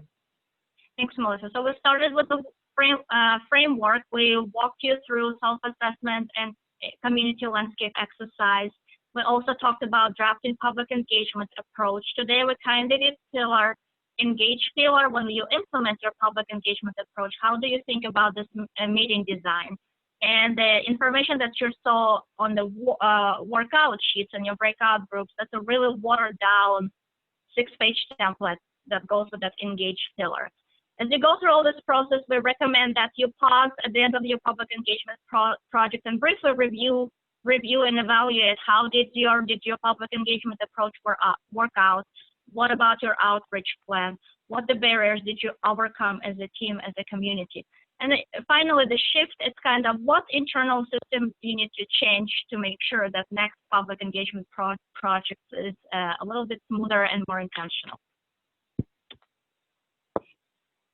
And again, all of this is on the website, and we're going to share some additional resources with you in just a few minutes. But all of the templates, all of the materials that are related to this are all posted on our website. So definitely look at that, and we're happy to answer questions or send you things offline as well.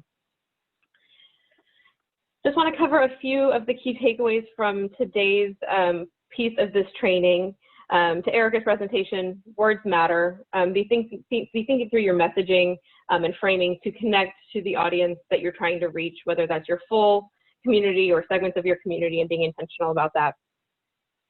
Understanding the why and present a clear call to action. So this came up in my group for the meeting design, but being clear about that why question up front. Why are you meeting? Why are you asking for their input? What is going to happen to that? What's the next steps? And being really clear about that piece. Thinking outside the box with outreach. So we didn't have as much time to spend on this as we had hoped in terms of thinking through reaching beyond the usuals. But think through which components would be most helpful. Maybe it's not just your standard approach of putting something on the website or just holding one public meeting. Think about the components that you could be including, particularly in this digital environment, to reach people who may not normally engage with you. The cultural competency is critical to success beyond the usual. So we talked about language access here and making sure, providing you some tips on how to do that. But again, engaging with your community-based organizations and building on that conversation we had yesterday about who's in your community and who do you have relationships with. Rely on them, rely on your community members, rely on those informal leaders that we just talked to make sure that you're engaging your communities in a way that's going to resonate with them. And then finally, there's a lot of meeting design options. We were focusing today on virtual meetings, but when you think about in-person meetings, it opens up a whole nother host of options that you can use to engage your community and facilitate that conversation. So again, the word of the day is intentional.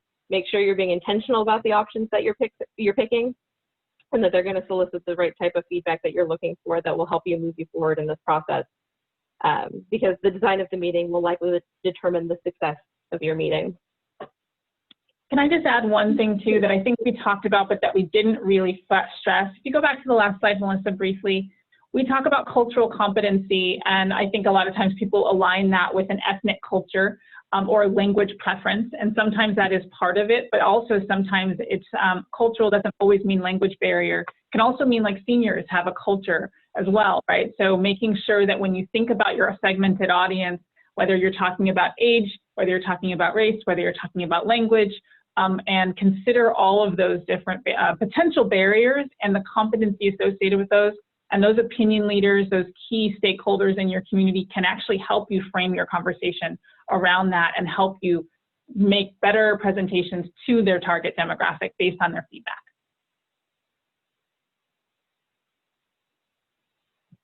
Perfect. So we want to hear from you all. We want to do a really quick round robin. I know we're running short on time. We've got a couple of other things to cover, but we just want to hear really quickly from each of you, maybe a one word or a short phrase about something you're excited to try. So we covered a lot of information over the last 2 days, and hopefully you've learned something or thought through something that you hadn't before. So let's just quickly run through the room. I'm going to call on people as I see them on my screen. But please just share something that you're excited to try. Jess, I see you at the top, so I'm going to pick on you first.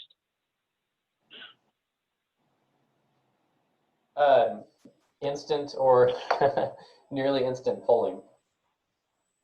Perfect. Dilo? I'm excited to start thinking about if there's one message you want to get across, how to refine that down to something so basic. Yes, words matter. Kati? Oh, only one thing. Well, I like the instant polling as well, that instant feedback. It's a great tool, especially in this digital environment. Danette? I like having a plan to be able to be more intentional as far as Making the plan. Making the plan. Cynthia.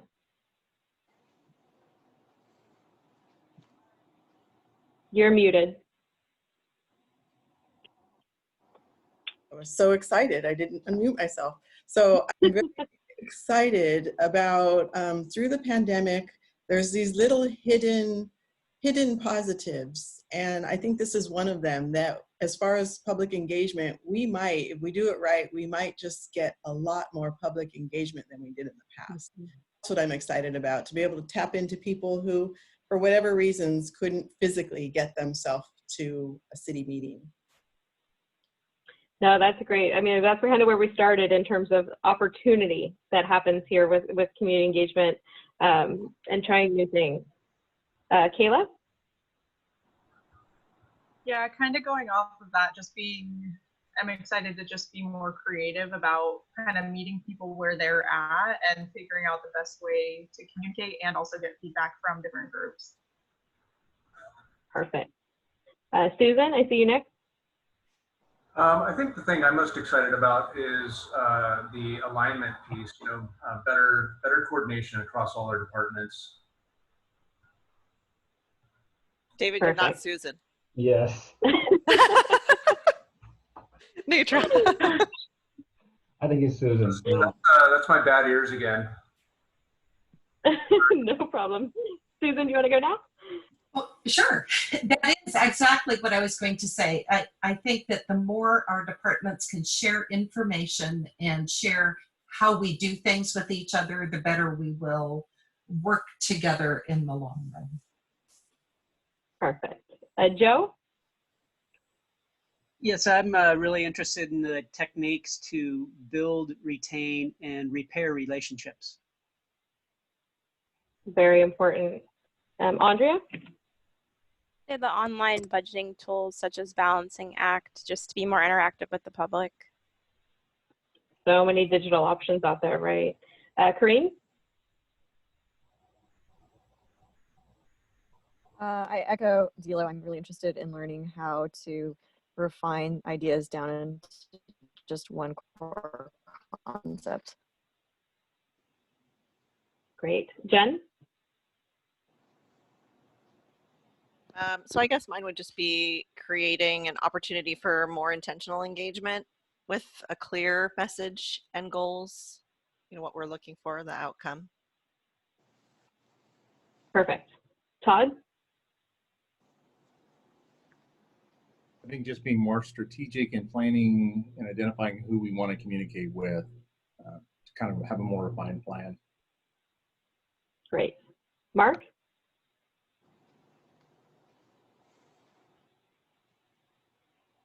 Mark, if you're talking, you're muted.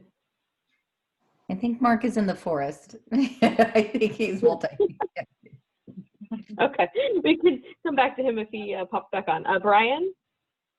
Incorporating more city departments in the police department's public engagement efforts. Perfect. Netra? I have to say expand communication. Okay. Nelson? He doesn't have a microphone, so unless he can put something in No, chat.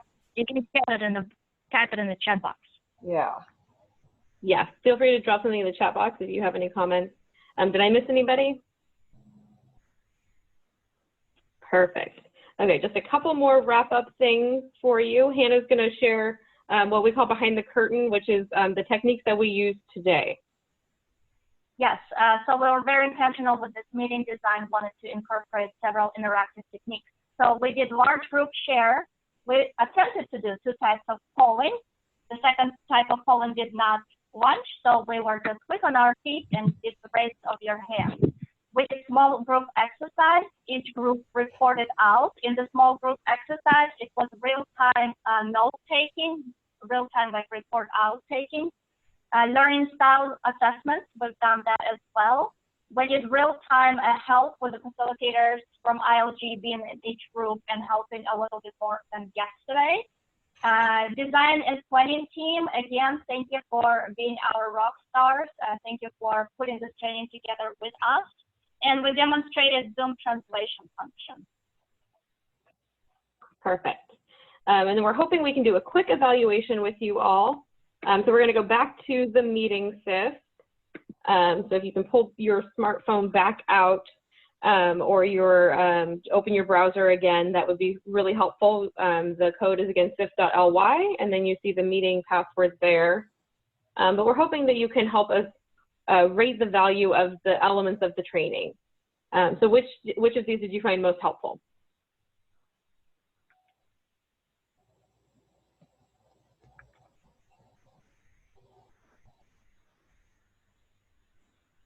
And you'll see these move around as people start putting in their input.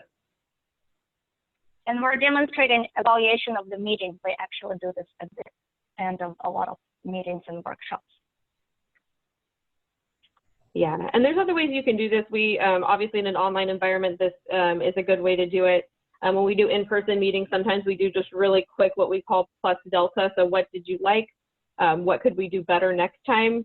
And just get some off the cuff comments from our attendees that way. Obviously, you can do more formal surveys after meetings if you want really formal information. But just again, modeling the review piece of our framework and the evaluation. Thank you for sharing your feedback. This is very good for us as we move forward with this more digital trainings. It's very good for us to learn where can we improve as a team. So thank you for being honest. Yeah, appreciate the feedback. We've got just 2 more questions for you, really quickly, open-ended. Is there anything you'd like to see as follow-up? Is there additional information from us that you would like us to send? Anything internally that you guys want to talk about? What would you like to see as next steps?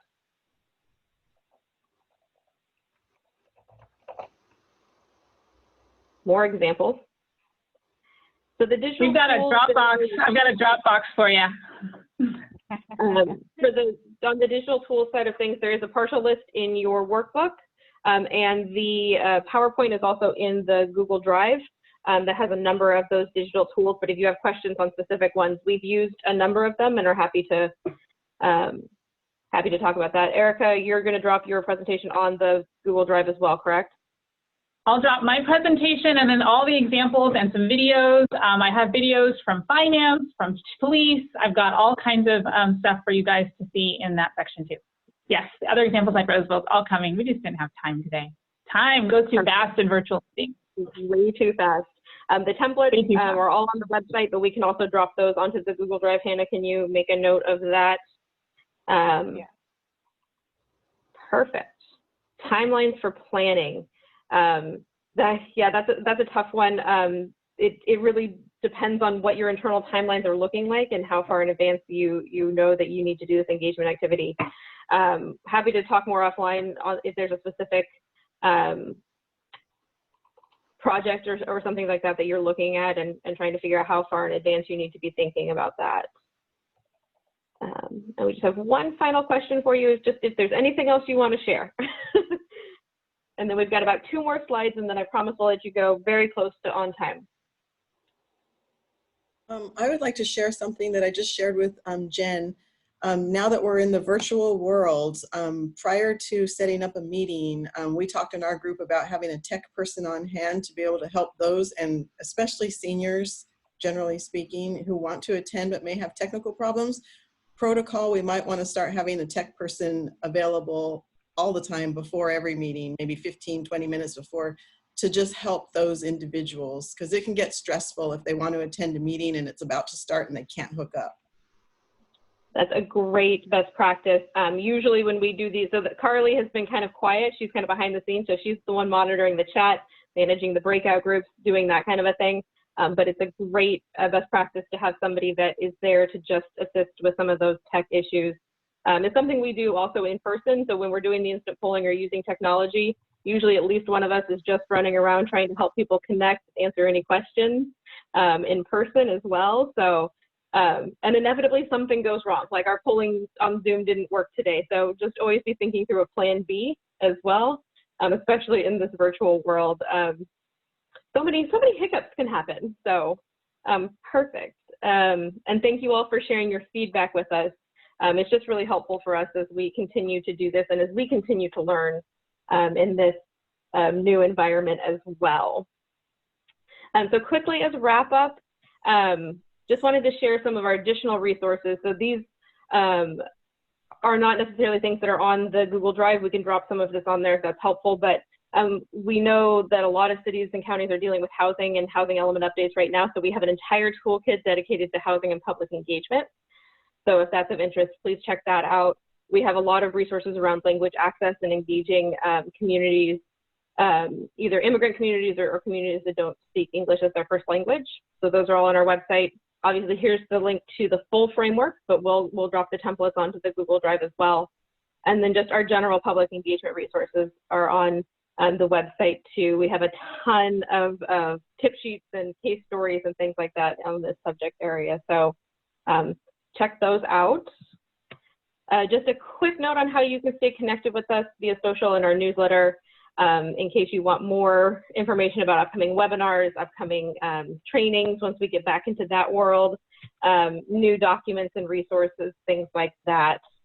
I'm going to put up our contact information, but I do want to invite anybody from our training design team to share any final thoughts or comments if they would like to. I just want to encourage everybody to spend a little bit more time with the packet that was sent out. There's a lot of really good information in there. And thanks you guys for a great training. Thanks, Dilo. I just want to thank David, oh, sorry. No, I was just calling you. Go ahead. I just wanted to thank you guys for putting this together. I know that this was not the format that we were anticipating having this training in, so you really did a lot of pivoting and shifting to make it work, and I'm just really thankful that we were able to have it even in this in this more limited capacity. So thank you, everyone, and thanks for all the participation from different city departments too. Just I know that it's right now taking that time is really hard because we're all so stretched and busy, and I just really appreciate everybody really lending your time and spending the time on this. And I would also encourage you to spend more time when you have time looking through some of these things, because there's a lot of information here that I know was just kind of touched on that you can dig deeper in if you go through that process. So thanks again. Yeah, definitely wish we had more time and could have done this in person, but the stars did not align on that front this year. Perfect. Okay, so if there's no other comments, I just also want to echo the thank you to everybody who joined us. I think it was a really great demonstration of that cross-departmental collaboration, and hope you learned something from us and have some takeaways, and we'll continue these conversations internally about how you can work together as an internal team to engage with your community. Anybody on the ILG team have final thoughts? You guys, it's been a pleasure spending the past 2 days in your company. You are awesome. Arcata rocks, and we just love working with you, and I'm so glad to meet everyone on camera. And yeah, we'll continue collaborating through our Boost partnership until the end of the year, so reach out to us. Thanks, y'all. Thank you, guys. It's fun. Thank you. Perfect. Good job. Thank you, everybody. Have a great afternoon and a great weekend. Thanks all. Okay. Thank you all. Thank you. Susan, thank you for volunteering. Oh, she's already. We volunteered her. She really didn't want to volunteer. Bye, guys. Thank you so much.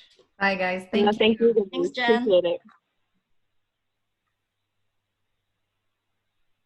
Ooh, we might need to drop Mark and Nelson. I think they are less than. Mark is working on the Youth Access Grant. I think that's a Natural Resource Agency grant. We can also stop recording, Carly. I did. Oh, no, I didn't. No, you didn't.